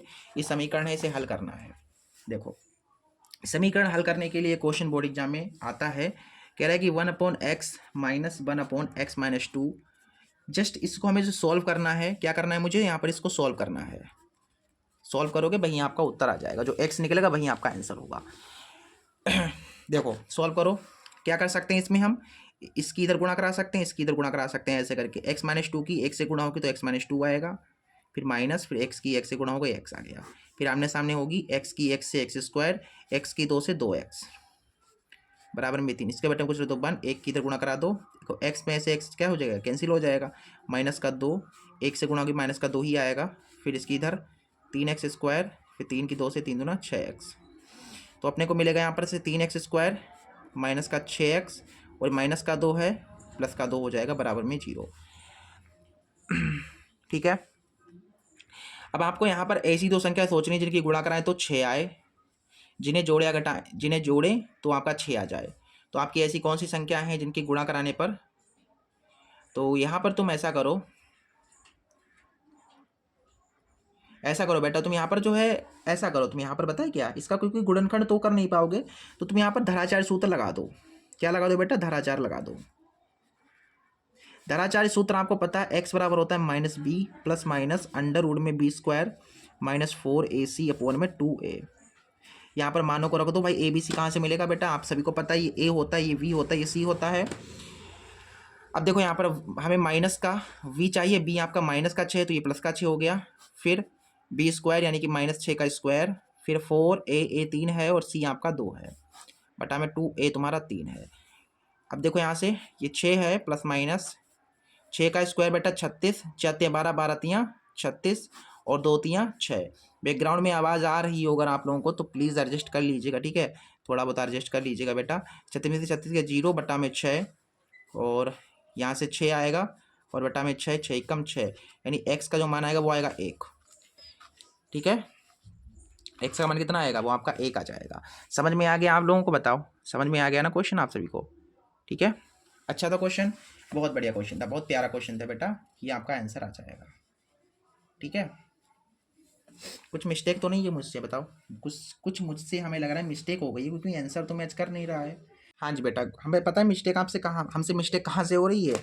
हमसे मिस्टेक हो रही थी बेटा यहाँ पर 4 12 12 दूना 24, जल्दबाजी में गुणा मैंने गलत करा दी। 36 में से 24 चले गए ना यहाँ पर, 36 में से 24 चले गए, सही है ना बिल्कुल। अब 6 36, 4 12 12 दूना 24 हो गया, ठीक है। 6 में से 4 गया, बचेगा यहाँ पर 2, यहाँ पर 12 बचेगा आपका, ठीक है, 12 बचेगा। तो इसका मतलब ये है, सब कुछ क्लियर है अब तो, सब कुछ सही है ना यहाँ पर।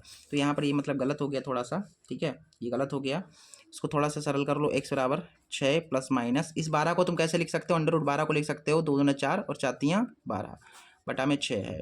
x बराबर यहाँ से तुम्हारा 2 कॉमन होगा तो 2 तियाँ 6 प्लस माइनस अंडर रूट 3 बटा में 6, 2 तियाँ 6, यानी कि हमें x बराबर मिल गया 3 प्लस माइनस अंडर रूट 3 बटा 3। तो बेटा यहाँ से हमारा प्लस माइनस 2 है ना यहाँ पर, तो प्लस प्लस में भी है माइनस में भी, तो एक बार आप प्लस ले लो एक बार माइनस ले लो, कि पहले क्या करते हैं प्लस लेने पर प्लस लेंगे यहाँ पर, तो x बराबर आ जाएगा 3, माइनस नहीं लेना केवल प्लस लेना है, ये आ गया। और जब माइनस लोगे तो देखो माइनस लेने पर, तो माइनस लोगे जब तो x बराबर आ जाएगा 3, प्लस नहीं लेना केवल माइनस लेना है। देखिए बेटा ये तुम्हारे आंसर आ गए। आशा करता हूँ आपको ये क्वेश्चन समझ में आया होगा, इसमें कुछ नहीं था, सरल करना था, ठीक है। और नज़र बिल्कुल अगर हट गई ना तो दुर्घटना समझ लो घट गई, तो नज़र बिल्कुल चील की तरह होनी चाहिए। अगला क्वेश्चन कह रहा है कि 2 क्रमागत धन सम संख्याएं ज्ञात कीजिए जिनके वर्गों का योगफल 340 है। क्रमागत वाला क्वेश्चन बोर्ड एग्जाम में आता ही आता है। हमें क्रमागत सम संख्याएं बतानी है, तो पहली हम मान लेंगे यहाँ पर, हमें पता तो है नहीं कुछ, हमें इसमें कुछ नहीं पता तो मानना पड़ेगा यहाँ पर। माना पहली क्रमागत सम संख्या, पहली क्रमागत सम संख्या अगर x है, मैंने क्या किया, मैंने पहली वाली जो सम संख्या थी उसको x मान लिया, इसलिए दूसरी क्या हो जाएगी, दूसरी ऑटोमेटिक निकल आएगी भाई। अगर पहली मान के चलो x है तो दूसरी क्या मिलेगी, दूसरी आपको 2 जोड़ने पर मिल जाएगी। जैसे मैंने कह दिया अगर पहली 8 है तो अगली वाली क्या होगी, 8 में आप 2 जोड़ोगे तो यानी कि 10 को हो गए, ऐसे करके। पहली अगर x है दूसरी x प्लस 2 होगी। क्वेश्चन के हिसाब से क्या कह रहा है, क्वेश्चन कह रहा है कि जिनके वर्गों का योग, यानी कि इनका और इनका वर्ग करेंगे, अगर आप एक्स स्क्वायर और x प्लस 2 इनका वर्ग करेंगे फिर इनका योग करेंगे, यानी कि इनके वर्गों का योग, पहले वर्ग फिर इनका योग करेंगे तो आपको 340 मिलेगा। क्वेश्चन को देखिए, अनसॉल्वेड को सामने रखिए, वहाँ पर देखिए, हर बार मैं आपको दिखा नहीं सकता हूँ, मैं यहाँ पर पढ़ रहा हूँ, आप अपने अनसॉल्वेड को सामने रखिए, वहाँ पर देखिए, ठीक है, ये आपको करना है। यहाँ से देखिए ए स्क्वायर है बेटा, ए प्लस बी का होल स्क्वायर हो जाएगा, तो A square plus B square plus 2ab और बराबर में 340 है। एक्स स्क्वायर हो जाएगा 2x स्क्वायर, 4x हैं और बराबर में तुम्हारे पास 340 है, प्लस का 4 इधर आएगा, ये माइनस का 4 हो जाएगा। हाँ जी बेटा, यहाँ पर देखिए घटाइए, देखिए बेटा 2 2 कॉमन हो रहा है ना अपने पास, तो एक्स स्क्वायर बचेगा और 2 दूना 4x बचेगा बेटा। 340 में से 4 चले गए तो आपके पास 336 बचे, ये कैंसिल आउट हो रहा है, 2 1 कम 2, 2 6 12, 2 8 16। यहाँ से एक्स स्क्वायर प्लस का 2x माइनस का 168 बराबर 0। बेटा ऐसी 2 संख्याएं सोचो जिनकी गुणा कराएं तो 168 आए, जिन्हें घटाएं तो 2 आए। ऐसी कौन सी संख्याएं हो सकती हैं, 14 और 12 होंगी क्या, देखिए 14 दूना 28 और 14 कम 14, हाँ बिल्कुल यही संख्या हो जाएंगी, 14 और 12 होंगी। तो एक्स स्क्वायर प्लस का 14x माइनस के 12x माइनस का 168 बराबर 0। बेटा गुणनखंड करना तो आता होगा, गुणनखंड करना तो आपको पता है ना, तो फिर इसमें बताने वाली कोई बात मतलब ज़रूरत ही नहीं बताने की। x कॉमन हो रहा है यहाँ से, x प्लस 14, यहाँ से कॉमन हो रहा है 12, तो x माइनस 14 बचेगा और बराबर में 0। ये 2 बार है, इस मतलब कॉमन है, कॉमन वाले को एक साथ लिखेंगे, और ये 2 बार है तो इसको एक बार लिखेंगे। कॉमन वाले को एक साथ तो 2 बार जो होता है उसको एक बार लिखते हैं। ये भी 0 के बराबर है, ये भी 0 के बराबर है, तो एक एक डाल दो 0 के बराबर। तो जब हम x माइनस 12 है इसको डालेंगे 0 के बराबर तो मुझे एक मान मिलेगा x बराबर 12। ये आपका हो गया पहला उत्तर। और जब आप x प्लस 14 है इसको डालेंगे 0 के बराबर तो आएगा x बराबर माइनस 14। मुझे ज़रा ये बताओ कि बोला गया था क्रमागत धन संख्या, क्रमागत धन पूर्णांक बोला था बेटा, क्या बोला था यहाँ पर? धन बोला था। धन का मतलब होता है प्लस वाली लेनी है आपको, तो ये माइनस वाली तो फिर लेनी नहीं है, केवल धन सम संख्या लेनी है, तो माइनस वाली नहीं लेनी है, तो हमारा उत्तर हो जाएगा 12। तो यहाँ पर पहली हमने x मानी थी तो पहली हमारी 12 आ गई है, तो अतः पहली क्रमागत धन सम संख्या बेटा क्या हो जाएगी? 12 हो जाएगी। अगर पहली 12 है तो अगली वाली आपको 2 जोड़ने पर मिल जाएगी, इसलिए तुम्हारी दूसरी क्या हो जाएगी? 14 हो जाएगी। दूसरी हो जाएगी तुम्हारे पास 14। ठीक है, ये आपका उत्तर आ जाएगा। बताइए इसमें कोई प्रॉब्लम हुई आपको? जरा से भी कोई भी कहीं पर भी प्रॉब्लम हुई हो, अगर आप लोगों को समझ में कहीं पर भी ना आया हो, अगर कमेंट कीजिए, उसका आपको सॉल्यूशन हम जो है ग्रुप में बता देंगे। ठीक है, जो भी क्वेश्चन आप लोगों का रहता है वो आप ग्रुप में भेजते हैं। और बेटा ग्रुप नहीं ज्वाइन किया तो व्हाट्सएप ग्रुप को ज्वाइन कर लो।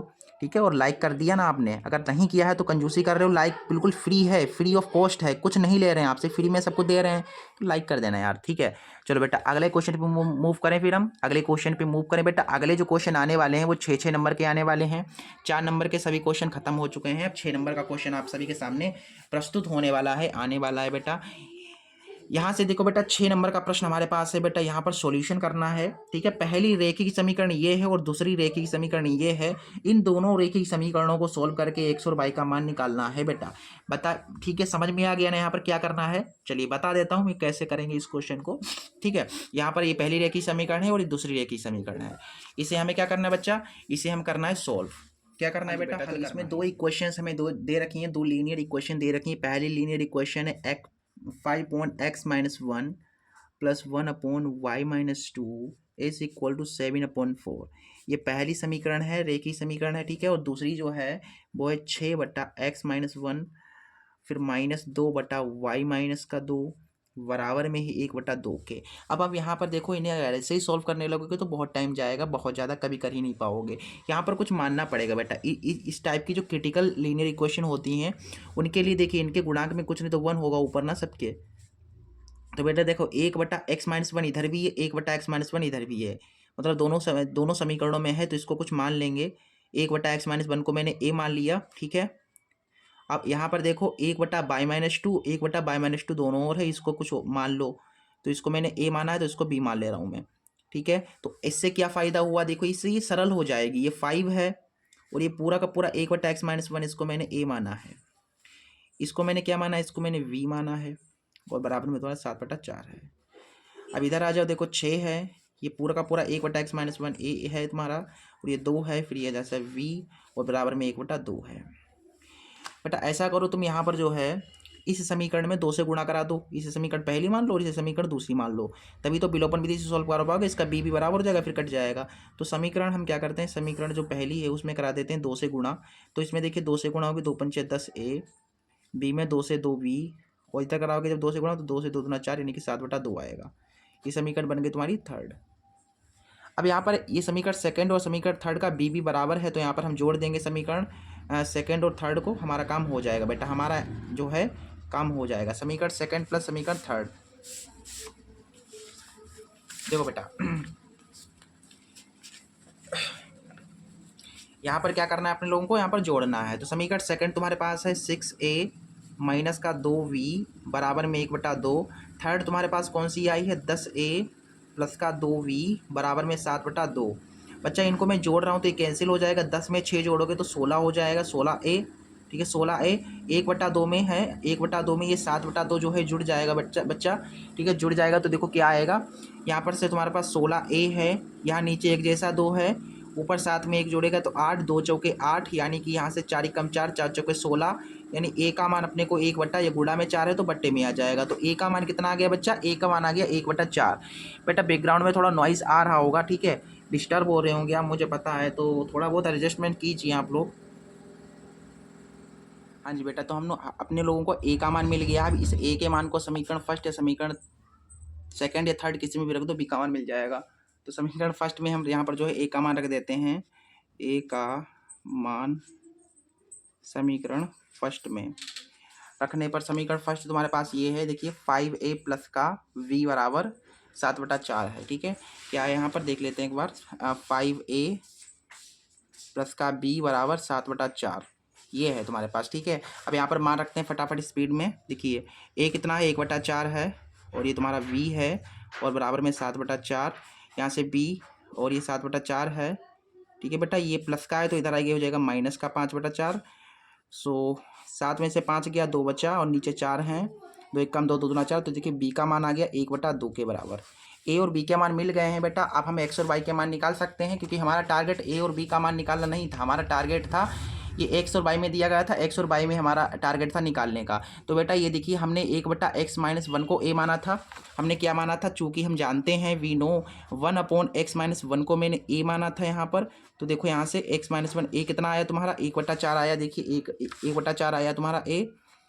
सो यहाँ से देखो x-1 की 1 से गुणा होगी तो x-1 4 एकम 4, तो x बराबर तुम्हारे पास 5 आ जाएगा बेटा। x का मान 5 आ गया। और हमने क्या माना था, और हमने माना था 1/2 को b माना था, 1/2 को b माना था, 1/2 b का मान 1/2 आया। सो यहाँ से -2 बराबर आ जाएगा तुम्हारे पास 2। बाई बराबर 2 में 2 जुड़ जाएगा, तो बाई का मान 5 आ जाएगा, 4 आ जाएगा। ठीक है, तो बेटा x का मान जो आया है वो तुम्हारा 5 आया है, y का मान 4 आया है। इस तरीके से ये क्वेश्चन आपको करना था और आराम से क्वेश्चन बन गया। चलिए बेटा अगले क्वेश्चन पे मूव करते हैं। बेटा अगला क्वेश्चन हमारे पास कह रहा है कह रहा है कि 300 किलोमीटर दूरी की यात्रा करने में यदि एक व्यक्ति को 60 किलोमीटर रेलगाड़ी द्वारा और शेष बस द्वारा तय करता है तो कुल 4 घंटे लगते हैं। यानी एक व्यक्ति है, उसे 300 किलोमीटर दूरी का डिस्टेंस कवर करना है। वे क्या करता है, वे 60 किलोमीटर जो है वो रेलगाड़ी से तय कर लेता है दूरी। बची कितनी, 100, बची कितनी तुम्हारे पास 240। फिर 240 जो किलोमीटर है वो बस से तय करता है। अगर वे ऐसा करता है तो उसे 4 घंटे लगते हैं।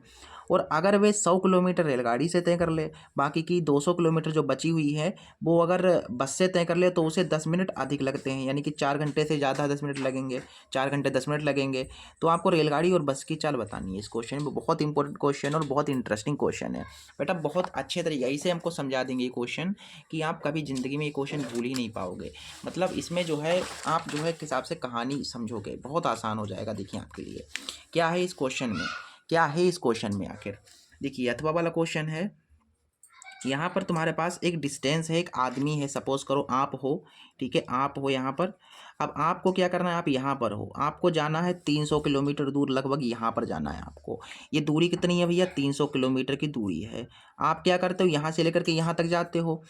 अब आप थोड़े मतलब एक कह सकते हो कि बीच बीच में आप चेंज कर लेते हो, रेलगाड़ी से भी आधा सफ़र करते हो, मतलब थोड़ा सफ़र रेलगाड़ी से करते हो, थोड़ा सफ़र बस से करते हो। ठीक है, तो आपको कुछ टाइम लगता है। अकॉर्डिंग टू द क्वेश्चन यहाँ पर बताया गया है कि 300 किलोमीटर की दूरी है, और आप हो जो कि 60 किलोमीटर रेलगाड़ी से तय करते हो। यानी कि आप यहाँ से मान के चलो यहाँ तक आपने जो है 60 किलोमीटर रेलगाड़ी से तय कर लिया। 60 किलोमीटर आपने किससे जो है रेलगाड़ी से जो है तय की दूरी। फिर बची कितनी भाई, आपको तो 300 किलोमीटर तय करनी है, आपने रेलगाड़ी से तय कर ली। बाद में बची कितनी आपकी, बाद में आपकी बची 240। अब 240 किलोमीटर आप किससे तय करोगे भाई, बस से करोगे तय। तो फिर आपको कितना टाइम लगेगा ये चीज़ करने में, आपको लगता है यहाँ पर 4 घंटे। 4 घंटे का टाइम लगता है। ये पहली कंडीशन है बेटा। अगली कंडीशन वो भी मैं आपको समझा दूंगा, पहले इसको यूज़ करते हैं हम। ठीक है, इसको यूज़ करके हम जो है काम आगे बढ़ाते हैं। देखिए यहाँ क्वेश्चन तो आपको धीरे धीरे समझ में आ रहा होगा। ठीक है, आधा क्वेश्चन तो समझ में आ ही गया होगा कैसे करना है।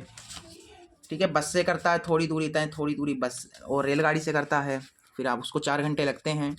ठीक है, देखिए यहाँ पर सबसे पहले आपको पता है एक सूत्र, आप सभी को एक सूत्र पता है ना, आप सभी को पता है समय बराबर क्या होता है, समय बराबर होता है दूरी बटा चाल। दूरी बटा चाल होता है। यहाँ पर मैं क्या करता हूँ, मान लेता हूँ, क्योंकि मुझे रेलगाड़ी और बस की चाल निकालनी है, पता तो है नहीं। तो हम यहाँ पर मान लेते हैं कि माना जो रेलगाड़ी है उसकी चाल को x मान लेता हूँ। माना रेलगाड़ी की चाल, मैंने रेलगाड़ी की चाल को x मान लिया, तथा बस की जो चाल है, जो बस की चाल है उसे मैं बाई मान लेता हूँ। अच्छा, क्या बताया गया है इसमें? इसमें बताया गया है कि 60 किलोमीटर रेलगाड़ी से तय करता है। तो दूरी कितनी है भैया? 60 किलोमीटर है, और रेलगाड़ी की चाल कितनी है? x है।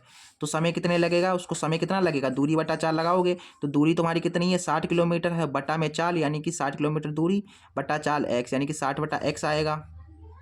फिर इसके बाद वो क्या करता है? प्लस प्लस होगा, जुड़ेगा भाई। यहाँ पर देखिए ये वाली और ये वाली तो जुड़ रही है ना पूरी, इतना उसने तय कर लिया। अब बस से तय करता है। दे बस से के लिए पहले दूरी, तो बस से दूरी कितनी है? 240 है, और बटा में चाल, तो भाई बस की चाल कितनी है? y है। तो उसे कितना टाइम लगेगा? 4 घंटे लगेंगे बेटा। ये पहली कंडीशन से पहली समीकरण बन गई बेटा, ये पहली समीकरण आपकी बन गई। अच्छा, यहाँ तक तो समझ में आ गया ना? अगली कंडीशन का यूज़ करते हैं बेटा, अगली कंडीशन। ठीक है, नेक्स्ट जो दूसरी शर्त है वो क्या कह रही है? दूसरी शर्त से, अब दूसरी शर्त में क्या करता है वो? यही दूरी तो आपकी 300 किलोमीटर की ही है, ठीक है, लेकिन वो क्या करता है? वो थोड़ा चेंजेस करता है। वो चेंजेस इसमें क्या करता है कि 100 किलोमीटर अब की बार रेलगाड़ी से तय कर लेगा। 100 किलोमीटर किससे तय करेगा? रेलगाड़ी से। रेलगाड़ी से तय करेगा। बाकी की जो बची हुई है भाई, उसे 300 किलोमीटर तय करनी है, उसने 100 किलोमीटर रेलगाड़ी से तय कर ली, यानी कि 200 किलोमीटर जो है वो बस से तय करेगा। फिर तो इसका यूज़ कर लो जैसे ऊपर करा। वही होगा, सूत्र होता है समय बराबर दूरी बटा चाल। पहले रेलगाड़ी पर आएंगे, रेलगाड़ी की दूरी, रेलगाड़ी के लिए जो दूरी है वो कितनी है? 100 है, बटा चाल रेलगाड़ी की चाल x है। इसी प्रकार से यहाँ पर बस कितनी है बेटा? बस के लिए देखो, दूरी बटा चाल आता है, दूरी तुम्हारी 200 है, और बटा चाल कितनी है बस के लिए? भाई बस के लिए चाल y है। तो कितना लग रहा है? 10 मिनट अधिक लग रहे हैं। क्या लग रहा है? 10 मिनट अधिक, यानी कि पहले 4 घंटे लग रहे थे, पहले 4 घंटे लग रहे थे, अब की बार 10 मिनट अधिक लगेंगे। 10 मिनट क्या लगेंगे? अधिक लगेंगे बेटा। इसको थोड़ा सा सरल कर लो। देखो 100/x है, प्लस का 200/y है। देखिए 4 घंटा है, देखो बेटा ये घंटा है ना, 4 घंटा है, और ये वाला मिनट में है, तो मिनट को भी घंटे में करोगे तभी तो जोड़ पाओगे। तो मिनट को घंटे में कैसे कन्वर्ट करोगे? 60 से भाग दे करके। तो यहाँ से हमारे पास जो है आ गया फाइनली 100/x प्लस 200/y। 6 चौक 24 और 1 25, यानी कि 25/6 आपका जो है ये आ गया। ये समीकरण बन गई सेकंड बनेगी ना, ये समीकरण बन गई तुम्हारी सेकंड। ये समीकरण फर्स्ट है और ये वाली समीकरण तुम्हारी सेकंड बन गई। अब यहाँ पर देखिए इसका गुणांक कुछ नहीं तो 1, इसका गुणांक कुछ नहीं तो 1, यानी 1/x इधर भी है, और आप देखिए 1/x इधर भी है, 1/y इधर भी है, और 1/y इधर भी है। तो इसको हम क्या करेंगे? मान लेंगे। क्या करेंगे? मान लेंगे। माना 1/x जो है वो a है, और 1/y जो है वो क्या है? v है। ये मैंने मान लिया। इसमें आ जाओ, इसमें मैंने माना है तो 60 है पहले, और 1/x को a माना, यानी कि 60a हो गया। कितना हो गया? 60a हो गया, पहले 60a हो गया। फिर देखो 240 है, 1/y को b माना है, यानी कि 240b हो जाएगा, 240b हो जाएगा, और बराबर में कितना है तुम्हारा? देखिए 4 है, 4 है बेटा। ये बन गई तुम्हारी समीकरण थर्ड। अब इसमें आ जाओ, समीकरण सेकंड में आ जाओ। देखो 100 है पहले तो, फिर 1/x को a माना है, फिर 200 है, इसमें मैंने 1/y को b माना है, और बराबर में लग रहा है कितना? 25/6, 25/6। ये बन गई समीकरण तुम्हारी फोर्थ। अब क्या करो भाई? अब यहाँ पर ऐसा करो, अब इन्हें हल करना है, ए बी के मान निकलेंगे, फिर यहाँ से हम जो एक्स और वाई के मान निकाल लेंगे भाई, जैसे मैंने पीछे किया था। तो वैसे ही कर लो। तो हम क्या करते हैं यहाँ पर बेटा? हम ऐसा करते हैं, हम यहाँ पर बराबर किसको कर दें? ए को कर दें कि बी को कर दें? चलो बी को कर दें पहले। तो ऐसा कीजिए, यहाँ पर 240 है, यहाँ पर 200 है, तो इसको कर लो। चलो इसको ज़्यादा सही रहेगा। इसमें तुम ऐसा करो, इसमें 10 से गुणा करा दो, इसमें 6 से गुणा करा दो, तो ये हो जाएगा तुम्हारा 600, ये हो जाएगा तुम्हारा 600। यानी समीकरण जो थर्ड है उसमें 10 से करानी है गुणा, समीकरण जो थर्ड है उसमें 10 से गुणा करानी है, वाह। जो समीकरण फोर्थ है उसमें 6 से गुणा करानी है। 10 से कराओगे तो एक जीरो बढ़ जाएगा, यानी कि 600 ये हो गया। फिर 10 से इसमें गुणा करानी है, 240 ये हो जाएगा, और 10 से कराओगे 10 से कुछ 40, ये समीकरण बन गई तुम्हारी फिफ्थ। अब इसमें कितने से करानी है? 6 से करानी है, तो 600 हो जाएगा। फिर 6 से 6 दूना 1200, और 6 से कराओगे बेटा इसमें गुणा, तो 6 से 6 कैंसिल, यानी कि 25। समीकरण बन गई तुम्हारी छठी। अब क्या कीजिए? अब ऐसा कीजिए, समीकरण इससे और समीकरण इससे, मतलब पाँचवीं वाली से छठी वाली को क्या कर दो? माइनस कर दो। समीकरण पाँचवीं से छठी वाली को माइनस करेंगे तो पाँचवीं तुम्हारे पास है 600a, और ये तुम्हारे पास है 2400v, और बराबर में 40, और ये तुम्हारे पास है देखिए 600a प्लस का 1200b बराबर में 25 है। घटा रहे हैं, कैंसिल हो जाएगा। 2000 मतलब 2400 में से 1200 चले जाएंगे तो 1200 बचेंगे, 1200b बचेंगे। 40 में से 25 क्या हो जाएगा? घट जाएगा, तो 40 में से 25 गए तो आपके पास कितने बचाएंगे, 25 5 30 15 बचेंगे। ठीक है, तो बी बराबर आ जाएगा तुम्हारे पास 15/1200 गुणा में, तो इधर बट्टे में आ गया। फिर ये कट रहा है ना, 15 का 15 और 15 अट्ठे 120 यानी कि 80। तो बी का मान आ गया 1/80। बी का मान कितना आ गया बेटा, बी का जो मान आया वो आ गया है 1/80 के। तो जो वी का मान आया वो इतना आया। अब मुझे तो ए का भी चाहिए, तो इस बी का मान समीकरण किस में रख दो, समीकरण जो है तो किसी में भी रख दो, समीकरण थर्ड में रख दे रहा हूँ मैं। ठीक है, समीकरण थर्ड में रख दे रहा हूँ बी का मान।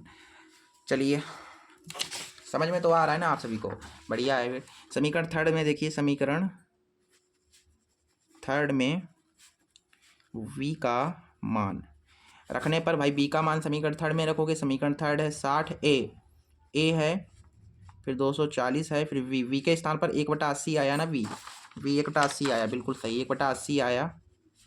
फिर बराबर में 4 है, 40 लिख रहा हूँ मैं, 4 है। ठीक है बेटा, ये 4 है।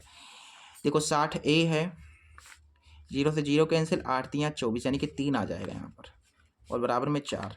तो 60a बराबर, प्लस का 3 इधर आएगा, माइनस का 3 हो गया, तो 60a बराबर 1, a बराबर आ गया 1/60। बेटा देख सकते हैं आप, a का जो मान आया वो आ गया 1/60, जो b का मान आया वो 1/80 आया है बेटा।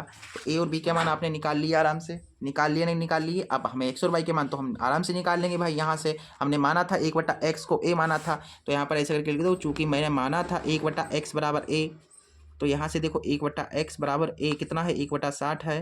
x की 1 से गुणा होगी, x यहाँ पर 60, तो x का जो मान आया वो आ गया 60 किलोमीटर। अब देखिए यहाँ पर 1/y हमने माना था, 1/y को मैंने भी माना था, 1/y v आया था तुम्हारे कितना, 1/80 आया था।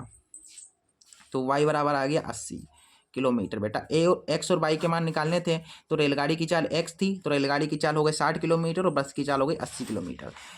बताइए समझ में आ गया क्वेश्चन?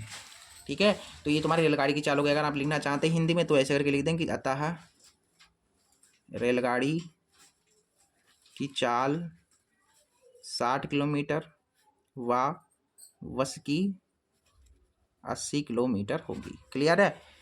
बहुत बढ़िया, सभी सारी क्लियरिटी है ना माइंड में? कहीं पर कोई डाउट हो, कोई संदेह हो तो बता देना। ठीक है, अगले क्वेश्चन भी मूव करते हैं। अगला क्वेश्चन हमारे पास चौथा क्वेश्चन है। एक वाला क्वेश्चन मैं करा चुका हूँ और बाकी ये मोस्ट इंपॉर्टेंट क्वेश्चन है बेटा, ये वाला मोस्ट इंपॉर्टेंट क्वेश्चन है।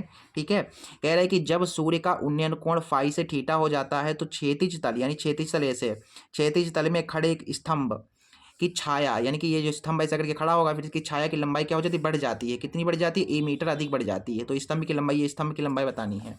बहुत आसान क्वेश्चन है। ठीक है, ये तो बहुत ज़्यादा आसान क्वेश्चन उन्होंने दे दिया भाई। देखने में थोड़ा कठिन आप सभी को लग सकता है, लेकिन बहुत आसान है। क्या है भैया कि एक तो पहले ज़मीन होगी, फिर एक स्तंभ खड़ा है, ये स्तंभ है, तो स्तंभ की छाया कुछ इस तरीके से थी। पहले मान के चलो यहाँ पर थी। ठीक है, पहले कितना बन रहा था, कौन, थीटा बन रहा था, फिर फाई हो गया। पहले थीटा बन रहा था, फिर मान के चलो यहाँ पर जो है फाई बन गया बेटा, फाई बन गया। तो भैया पहले थीटा था, फिर फाई बना, तो कुछ उसकी परछाई की जो लंबाई होगी वो बढ़ेगी ना, बढ़ेगी, बिल्कुल बढ़ेगी। इसे ए नाम दे दो, इसे बी नाम दे दो, इसे सी नाम दे दो, इसे डी नाम दे दियो। बताया गया है कि ए मीटर अधिक बढ़ जाती है। देखो समझो बात को, समझो बात को। पहले कोण कितना था, पहले कोण थीटा था, अब यहाँ पर फाई हो गया, तो लंबाई जो छाया की लंबाई है वो भी तो बढ़ेगी, उसमें भी तो वृद्धि आएगी। तो ए मीटर बढ़ जा रही है। यहाँ पर ये क्वेश्चन कह रहा है, मैंने कह रहा हूँ ए मीटर लिखा हुआ है, ए एम नहीं है, ए मीटर है। छाया की लंबाई कितनी बढ़ गई, ए मीटर बढ़ गई। तो आपको ये जो स्तंभ ये सीधा सीधा खड़ा है, इसकी लंबाई बतानी है, ए भी हमको बताना है। हमको यहाँ पर क्या बताना है, स्तंभ ए वी हमको यहाँ पर बताना है। What is the height of A V. ठीक है हियर, सो देखो यहाँ पर सबसे पहले छोटा वाला त्रिभुज लेंगे, त्रिभुज ए सी वी। त्रिभुज ए सी वी में टेन थीटा ले लीजिए। टेन थीटा बराबर हो जाएगा लंब बटा आधार, तो लंब तुम्हारा ए बी है और आधार तुम्हारा वी सी है। समीकरण फाइली बन गई। इसके बाद आ जाओ अब बड़े वाले त्रिभुज में, त्रिभुज ए डी बी में, त्रिभुज ए डी वी में टेन थीटा ही इसमें लेंगे हम, टेन थीटा, लेकिन इसका थीटा फाई है, बराबर लंब तुम्हारा ए बी, आधार, आधार तुम्हारा ये पूरा आधार है बेटा, तो बी सी प्लस ए। देखो बी सी प्लस ये ए, देखो ए में इस बी सी को जोड़ोगे तो पूरा मिल जाएगा, यानी ए में हमें बी सी को जोड़ना पड़ेगा तभी आधार मिलेगा। छोटी छोटी चीज़ें हैं, पहले मैंने आपको एक्सप्लेन की थी, बहुत बढ़िया करके धीरे धीरे एक्सप्लेन की थी। बाकी आप अगर पिछली क्लासेस देख रहे हो तो आपको ये बहुत अच्छे तरीके से समझ में आ रहा होगा। ठीक है, देखो टेन फाई यहाँ से इतना चीज़ें आ गई। अब यहाँ पर क्या कर सकते हो, हमें ए बी निकालना है। सो हम क्या करते हैं बेटा, यहाँ से जो समीकरण फर्स्ट है ना तुम्हारी, ये जो समीकरण फर्स्ट है बेटा, यहाँ से हम क्या करते हैं, BC का मान निकाल लेते हैं। तो BC का जब मान निकालोगे बेटा, तो देखो BC क्या होगा, इसके गुणा में चला जाएगा। अब गुणा में ये टेन इसके बटे में आ जाएगा, यानी कि BC आ जाएगा AB बटा टेन थीटा। ये बेटा BC आ जाएगा बेटा, निकाल लोगे जब आप यहाँ से BC, देखो BC क्या हुआ, इसका गुणा में चला गया, मान के चलो BC चला गया गुणा में, तो ये गुणा, ये क्या है, टेन थीटा गुणा में, तो इसके बटे में ये भी पहुँच जाएगा, ऐसे करके निकाल लेना, ठीक है। फिर यहाँ से हम क्या करते हैं, देखिए टेन क्या है, फाई है, AB है, AB भाई लिखो, इसमें क्या है, A है, फिर BC की जगह पर क्या लिखोगे, ये लिखोगे आप AB बटा टेन थीटा, ठीक है। अब देखो यहाँ से टेन थीटा है, सॉरी टेन फाई है, टेन थीटा कहाँ, टेन फाई है, फिर ऊपर AB है, देखो इसके बटे में कुछ नहीं तो वन, A की इधर गुणा होगी, टेन फाई की गुणा होगी किससे, फाई नहीं है बेटा, ये थीटा है तुम्हारा, गलत हो रहा है मुझसे, थीटा है ये तुम्हारा, ठीक है। टेन थीटा की A से गुणा होगी तो A टेन थीटा हो जाएगा, एक की AB से गुणा होगी तो AB हो गया, एक की टेन थीटा से गुणा होगी तो टेन थीटा हो जाएगा, ठीक है। अब देखो यहाँ पर सबसे ऊपर पहुँच जाएगा ना तो यहाँ से अपने पास आ जाएगा टेन फाई बराबर टेन थीटा ऊपर पहुँच गया, यानी कि AB टेन थीटा हो गया, और बटा में तुम्हारे पास क्या है, A tan theta plus AB। आगे बढ़ो थोड़ा सा इसमें, और आपका आंसर आ गया, ठीक है। AB निकालना है ना, तो AB आ गया है, बस आप कुछ नहीं, सॉल्व करना है थोड़ा सा, और कुछ नहीं करना बच्चा, इसमें सॉल्व करना है। बताइए सॉल्व नहीं कर पाओगे आप लोग, आराम से कर लोगे, वो गुरुजी हम तो सॉल्व कर लेंगे इसको, कुछ आप हमें छोड़ दो, इतना आप कहोगे ना मुझ पर छोड़ दो। चलिए इसको थोड़ा आगे बढ़ा दे रहा हूँ मैं, ठीक है। इसकी गुणा इधर होगी तो बेटा ये आ जाएगा AB टेन थीटा, फिर टेन फाई की गुणा पहले इधर होगी, पहले ऐसे करके लिख दो, टेन फाई की गुणा किससे होगी भाई, A टेन थीटा से होगी, फिर AB से भी होगी, भाई समझो बात को, एक की गुणा इधर मैंने कर दी तो ये आ गया, अब इसकी भी तो होगी इधर गुणा, ठीक है। तो ऐसा करके करा दोगे तो AB हो गया, ये देखिए AB टेन थीटा है, और देखो टेन फाई जो है पहले इससे गुणा करेगा तो क्या हो जाएगा, A टेन फाई और ये टेन थीटा, ये हो जाएगा। टेन का स्क्वायर मत कर दीजिएगा बेटा, कुछ बच्चे क्या करेंगे यहाँ पर टेन की टेन से टेन स्क्वायर कर देंगे, बेटा इसका एंगल बराबर नहीं है, जब तक एंगल बराबर नहीं होता है तब तक हम किसी भी आइडेंटिटी की गुणा नहीं करा सकते हैं बेटा, ठीक है। क्योंकि देखो यहाँ पर एंगल बराबर नहीं है, थीटा ये फाई है, तो बराबर गुणा थोड़ी ना हो सकती, गुणा में लिख सकते हैं आप इसे, फिर टेन फाई की AB से गुणा होगी तो टेन फाई AB हो जाएगा, टेन फाई AB हो जाएगा। अब AB वाले को इसके साथ लिख लो भाई, ठीक है, इसको दूर क्यों कर रहे हो भाई, इसको थोड़ा साथ में लिख लो प्यार मोहब्बत में, इसको ऐसे करके इधर देखो टेन फाई है, फिर AB है, और इधर तुम्हारे पास क्या है, A टेन फाई है, और ये टेन थीटा है। समझने का प्रयास करते रहिएगा, ठीक है, धीरे धीरे देखिएगा, आ जाएगा समझ में। AB और AB क्या है, कॉमन है बच्चा, AB कॉमन है तो बचेगा क्या, यहाँ पर टेन थीटा बचेगा, और ये टेन फाई बचेगा, और बराबर में तुम्हारे पास A टेन फाई है, टेन थीटा है। AB चाहिए तो AB ये गुणा में तो उसको बट्टे में भेज दो, यानी A tan phi tan theta बटा ये बटे में आ जाएगा tan theta minus tan phi. बताइए यहाँ तक कोई प्रॉब्लम हुई, बस यही आपका आंसर हो जाएगा बच्चा, ठीक है, यही आपका आंसर हो जाएगा, this is the right answer of this question, ठीक है। ठीक है बेटा, बताइए कोई प्रॉब्लम हुई है आप सभी को, कोई भी प्रॉब्लम हुई हो तो बता दीजिएगा, यही आपका आंसर हो जाएगा, ठीक है। अच्छी बात है, समझ में आ गया ना सारा कुछ, क्लियर है, क्लियरिटी पूरी तरीके से है आप सभी के माइंड में, ठीक है बेटा। चलिए आगे बढ़ते हैं फिर हम, चलो बेटा आगे क्वेश्चन, जो अगला क्वेश्चन उसमें मूव करते हैं, तो यहाँ तक हो गया क्लियर, अगले क्वेश्चन पे मूव करते हैं। अगला क्वेश्चन भी इसी से रिलेटेड ऐसा ही क्वेश्चन है। देखो अगला क्वेश्चन कह रहा है कि एक बहुमंजिले भवन के शिखर से देखने पर किसी 4 मीटर ऊंचे भवन के शिखर और तल के अवलंबन कोण क्रमशः 30 डिग्री और 45 डिग्री हैं। बहुमंजिल भवन की ऊंचाई और दोनों भवनों के बीच की दूरी ज्ञात कीजिए। एक बहुमंजिल है, एक भवन है, समझो बात को, पहले तो जमीन बनाओगे भाई, ये जो भवन है तुम्हारे जमीन पे खड़े होंगे, उड़ेंगे तो नहीं आसमान में, जमीन पे ही खड़े होंगे। पहले एक बहुमंजिल खड़ा हुआ है कुछ इस तरीके से, ये बहुमंजिल खड़ा हुआ है, बहुमंजिल, ठीक है, बहुमंजिल बड़ा होगा ना, बहुमंजिल खड़ा हुआ है जिसकी ऊंचाई कितनी है, नहीं बहुमंजिल से देखने पर किसी 4 मीटर यानी कि इससे आप देखोगे यहाँ पर खड़े होकर के, इससे जब आप देखोगे तो 4 मीटर ऊंचे भवन, तो इसके सामने क्या है, एक भवन खड़ा हुआ है, इस तरीके से ही भवन खड़ा हुआ है, ठीक है। ये भवन है तुम्हारा, यहाँ से आप देख रहे हो, और ये भवन कितना है, 4 मीटर ऊंचा है बेटा, 4 मीटर ऊंचा भवन है ये बेटा, भवन है, ये बहुमंजिल है, याद रखेगा, ये बहुमंजिल है, ये भवन है, ठीक है। ऊंचा जो है वो बहुमंजिल है, बताया गया है। यहाँ से जब आप देख रहे हो, जब आप देखते हो, पहले तो इसको ऐसे मिला दो, ऐसे करके इसको ऐसे मिला दो, ठीक है, अच्छा लगेगा। आप देखो, कह रहा है कि अगर आप यहाँ से देखोगे इसके शिखर से, ठीक है, बहुमंजिल से जब आप देखोगे तो शिखर के तल के साथ, नहीं पहले शिखर और तल के साथ, यानी शिखर के साथ जो बन रहा है, इसके शिखर से इस भवन के शिखर के साथ जो कोण बन रहा है, वो बन रहा है कितना, बन रहा है यहाँ पर 30 डिग्री। कितना डिग्री बन रहा है बेटा, 30 डिग्री बन रहा है, ठीक है। यानी कि यहाँ पर भी आप चाहे तो 30 लिख सकते हो, कोई बात नहीं, वैसे इतना ही छोड़ दो, ठीक है। फिर क्या है, फिर आगे 45 डिग्री बन रहा है तल के साथ, यानी कि ये तल है, इसके साथ बन रहा है 45 डिग्री। इसके साथ कितना बन रहा है बेटा, 45 डिग्री बन रहा है। कितना बन रहा है, 45 डिग्री। यहाँ पर ये 45 डिग्री बन रहा है, ठीक है। ऐसे करके समझ गए बात को, ये आपका कुछ इस तरीके से है। अब बस, अब हमें क्या निकालना है, हमें यहाँ पर क्या निकालना है, ये जो तुम्हारा बहुमंजिल है इतना ऊंचा, ये कितना ऊंचा होगा, ठीक है। और इनके बीच की दूरी क्या होगी, ये वाला और ये वाला भवन, इनके बीच की दूरी कितनी होगी। इसे ए नाम दे दिया, इसे बी नाम दे दिया, इसे सी नाम दे दिया, इसे डी नाम दे दिया, इसे ई नाम दे दिया। बस हमें यहाँ पर देखो, ये अगर 4 है बेटा, इसके सामने वाला ये भी 4 होगा, अगर ये जितना होगा वही इतना होगा, अगर ये 4 है बेटा तो ये वाला भी 4 होगा। तो यहाँ से हमने इस बहुमंजिल भवन की इतनी तो ऊंचाई पता कर ली, हमें सिर्फ इतनी पता करनी है, फिर उसमें जोड़ देंगे तो पूरा टोटल आ जाएगा। क्लियर है, तो बहुमंजिल भवन की तो आराम से निकल आएगी, फिर इनके बीच की दूरी तो फिर ऐसे ही बीच में आ जाएगी, पता ही नहीं चलेगी कब आ गई, आंसर अपने आप आ जाएगा, ठीक है। क्लियर है, क्लियरिटी है ना बेटा। ये पूरा 45, यहाँ पर पूरा 90 है तो ये 45 हो गया, इसका मतलब तुम्हारा जो है, इसका मतलब, ठीक है, ऐसे करके हो जाएगा तुम्हारा, ठीक है। क्लियर है, बताइए क्लियरिटी माइंड में है कि नहीं है। आगे बढ़ें, क्वेश्चन को आगे बढ़ाएं, बताइए आगे आगे क्वेश्चन को मूव करें। चलिए बेटा आगे मूव करते हैं। सबसे पहले आप छोटा वाला त्रिभुज लेंगे, इसमें क्या करेंगे आप, सबसे छोटा वाला त्रिभुज लेंगे आप। तो छोटा इसमें त्रिभुज कौन सा है, त्रिभुज ए बी ई में, ट्रायंगल ए वी ई में। मैंने हिंदी में लिखा नहीं है कि बहुमंजिल भवन की ऊंचाई निकालनी है, भवनों के बीच की दूरी निकालनी है, वो आप लिख लीजिएगा, ठीक है।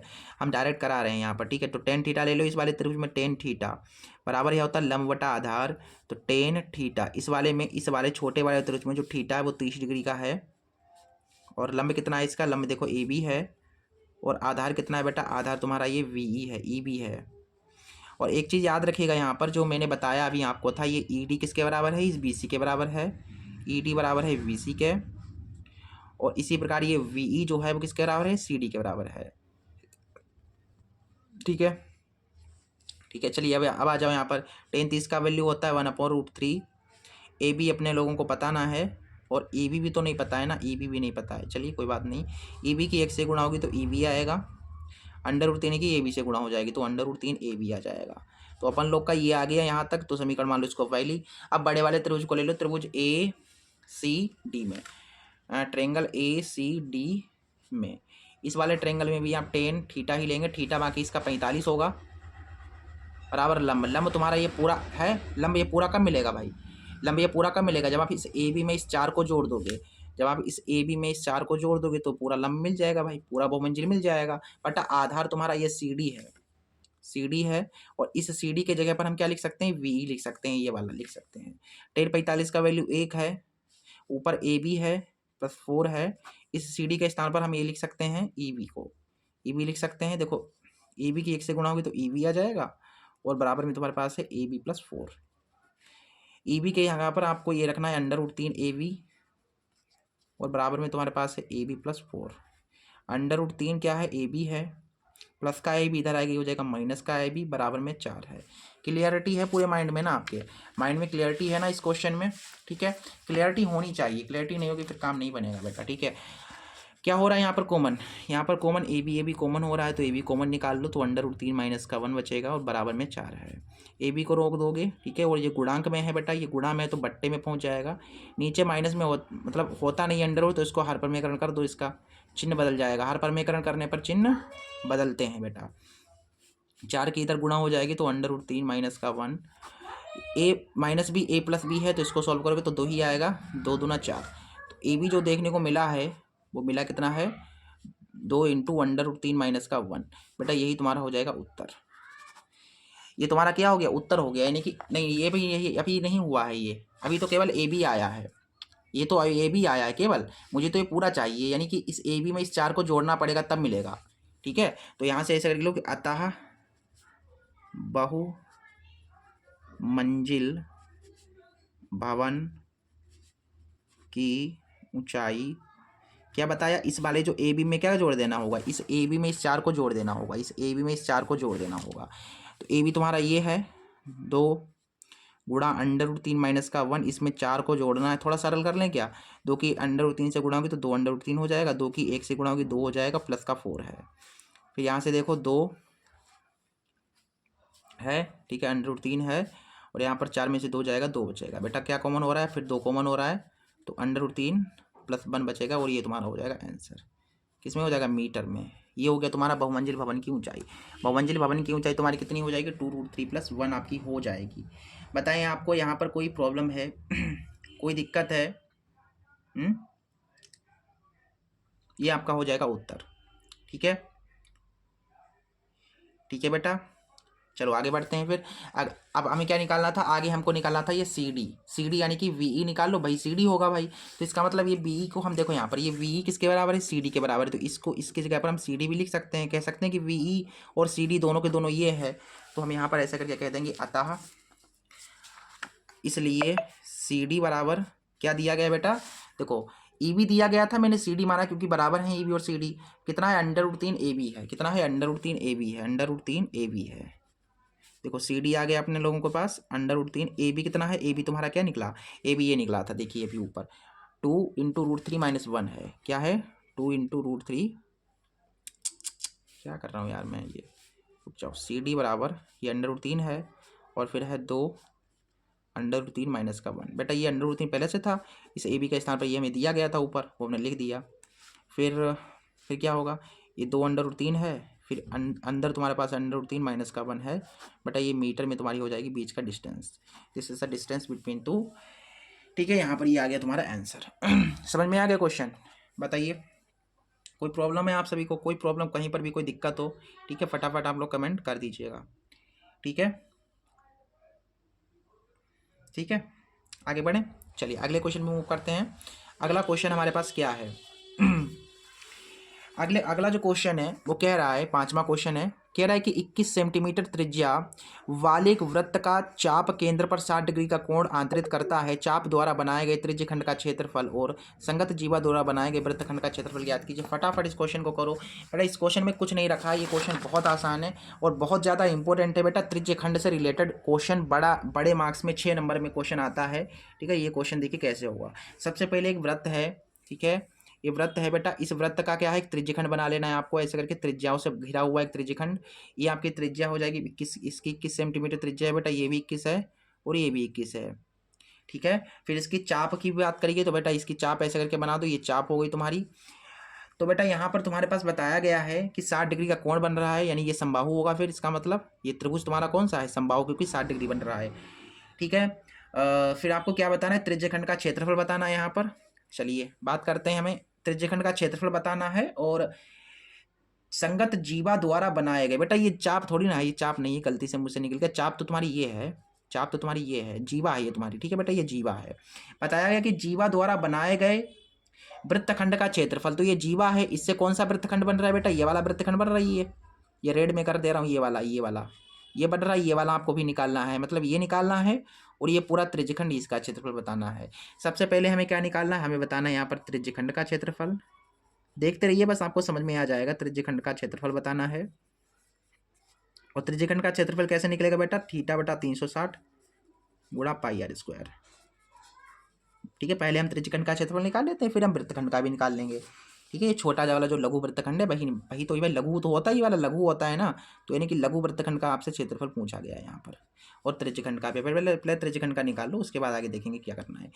थीटा कितना है, 60 है, बटा में 360 है, फिर पाई के स्थान पर 22/7 लेना है क्या, हाँ अपने हिसाब से ले सकते हो 22/7, क्योंकि दिया नहीं, जब तक कहा ना जाए आपसे कि पाई की जगह पर 3.14 रखो, तब तक आप 22/7 रख सकते हैं। आर कितना है बेटा, 21 है।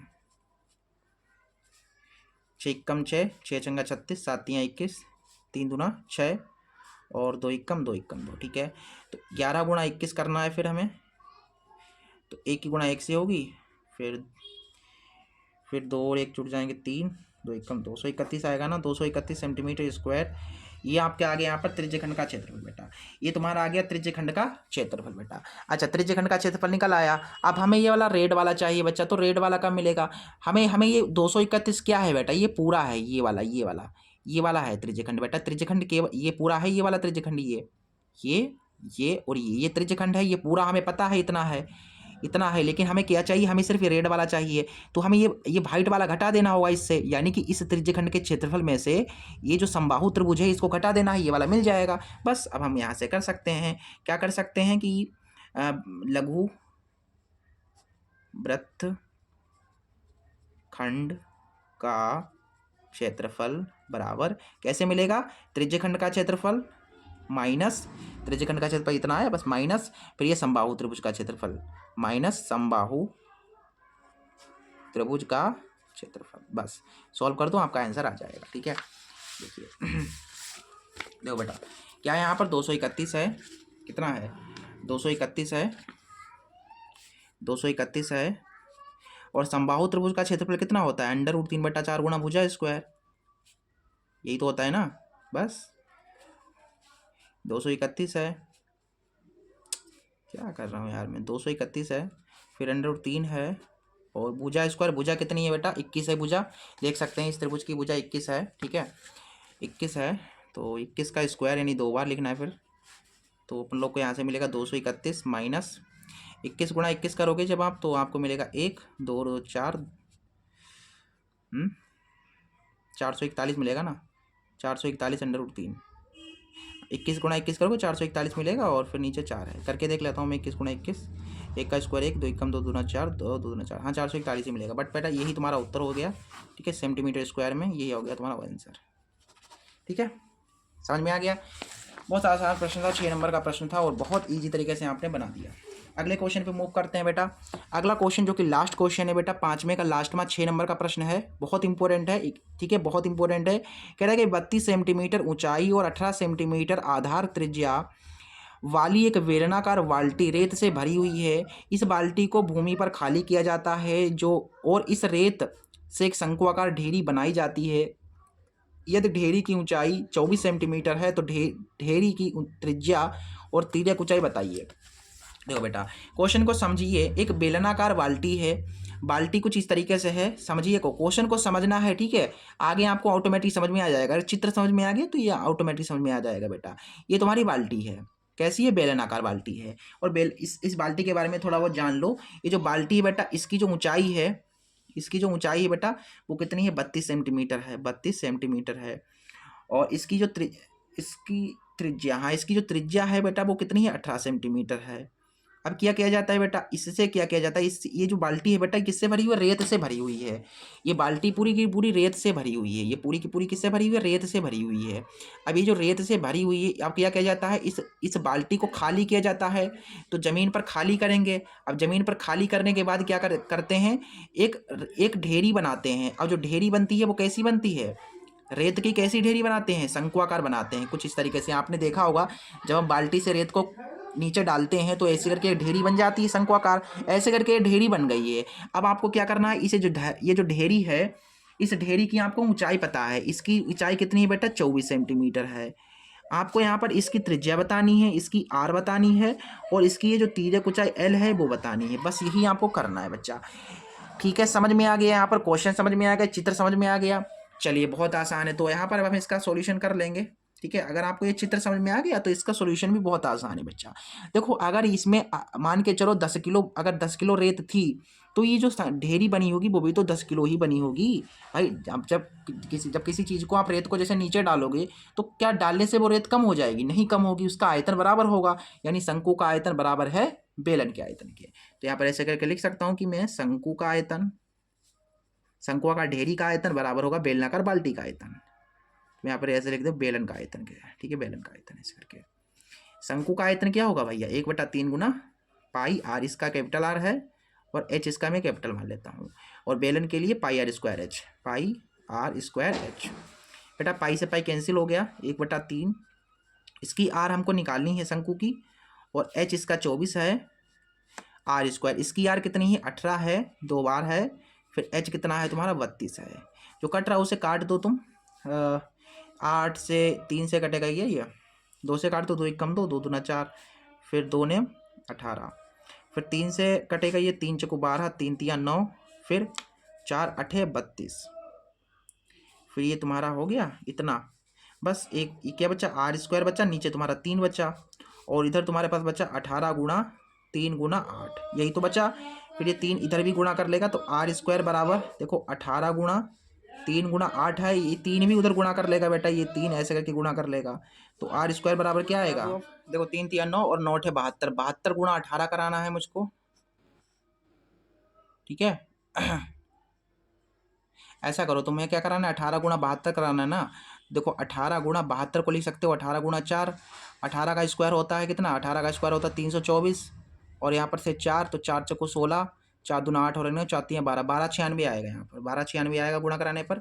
स्क्वायर हटा लोगे तो इसके ऊपर रूट लग जाएगा। बताइए 1296 किसका वर्गमूल होता है, लास्ट में कितना है 6 है, तो 6, और इसके करीब में कोई स्क्वायर सोच लो, 3 का स्क्वायर 3 3 9 होता है 3, यानी 36 हो जाएगा। फिर तुम्हारा क्या हो जाएगा, इसका 36 सेंटीमीटर जो है वर्गमूल हो जाएगा बेटा। इसका कितना हो जाएगा, 36 हो जाएगा आंसर। तो त्रिज्या कितनी आ गई, 36 सेंटीमीटर आ गई भाई। शंकु की त्रिज्या निकल गई। अब हम तिर्यक ऊंचाई भी निकाल लेंगे। देखिए एल बराबर क्या होता है, एल बराबर होता है h square plus r square बेटा। बेटा तिर्यक ऊंचाई निकालने के लिए यही तो सूत्र होता है, याद नहीं तो याद कर लो बेटा, याद कर लो। देखो फिर क्या है, अंडर रूट है एच का स्क्वायर, एच कितना है बेटा इसका, देखिए 24 है, तो 24 का स्क्वायर करना है अपन लोग को। फिर क्या है आर स्क्वायर, आर तुम्हारा कितना है इसका आर कितना है 36 है, तो 36 का स्क्वायर करना है अपने लोग को। अब देखिए 24 का स्क्वायर कितना होगा, 24 का स्क्वायर देखो 4 चौको 16 हो जाएगा, 2 चौको 8, 8 दूनी 16 और 1 17, 2 दूनी 4 और 576, और 36 का स्क्वायर अभी देखो 1296 आया था। एल बराबर आएगा देखिए 6 और 6 12, 9 और 7 16 और 1 17, नहीं 6 और 6 12 हो गया, 9 और 7 हो गए तुम्हारे, 9 7 16 और 1 17 हो गया, तो 5 2 7 और 1 8, यानी कि ये आ गया। अब देखिए यहाँ से पीछे से 2 का बनेगा पेयर, तो 2 है यूनिट डिजिट। अब 2 किस में आता है, सो सिंपल सी बात है, यहाँ पर तुम्हारे पास आएगा 43.267 सेंटीमीटर। बेटा ये तिर्यक ऊंचाई तुम्हारी हो जाएगी, ठीक है। बाकी तुम आप यहाँ पर छोड़ना चाहो तो यहीं पर छोड़ देना, ठीक है। एल इतना छोड़ देना, क्योंकि तुम इतना निकाल नहीं पाओगे, तो बस यहीं पर छोड़ देना 1872 पे, ठीक है। समझ में आ गया। तो तिर्यक ऊंचाई तुम्हारी ये हो गई, त्रिज्या तुम्हारी 36 हो गई। और इस तरीके से हमने आपको ये जो सेट था बहुत इंपॉर्टेंट था बेटा, बहुत बहुत बहुत इंपॉर्टेंट था, ठीक है। सारे क्वेश्चन बहुत इंपॉर्टेंट थे, मैं आपको फिर से बता रहा हूँ बहुत इंपॉर्टेंट थे, ठीक है। तो मैंने करा दिया है, पूरे सेट को करा दिया है सॉल्व, इसके ऑब्जेक्टिव्स भी करा दिए हैं बेटा। ऑब्जेक्टिव्स नहीं देखे हैं अगर आपने, इसके वीडियो आप लोग को नहीं अगर मिल रही है, तो आपको जो है डिस्क्रिप्शन में मिल जाएगी, या कमेंट बॉक्स में भी मैं लिंक डाल दूंगा इसके ऑब्जेक्टिव्स की, वो देख लेना वहाँ से, ठीक है। और अगली क्लास में हम इसका जो अगला सेट है 2023 का जो सेट 7 EV है, वो हम कंप्लीट सॉल्व करा देंगे, ठीक है। तो वीडियो पसंद आई तो लाइक कर देना, और चैनल को भी सब्सक्राइब कर देना। चलिए मिलते हैं अगले वीडियो में, तब तक के लिए नमस्ते, जय हिंद, जय भारत।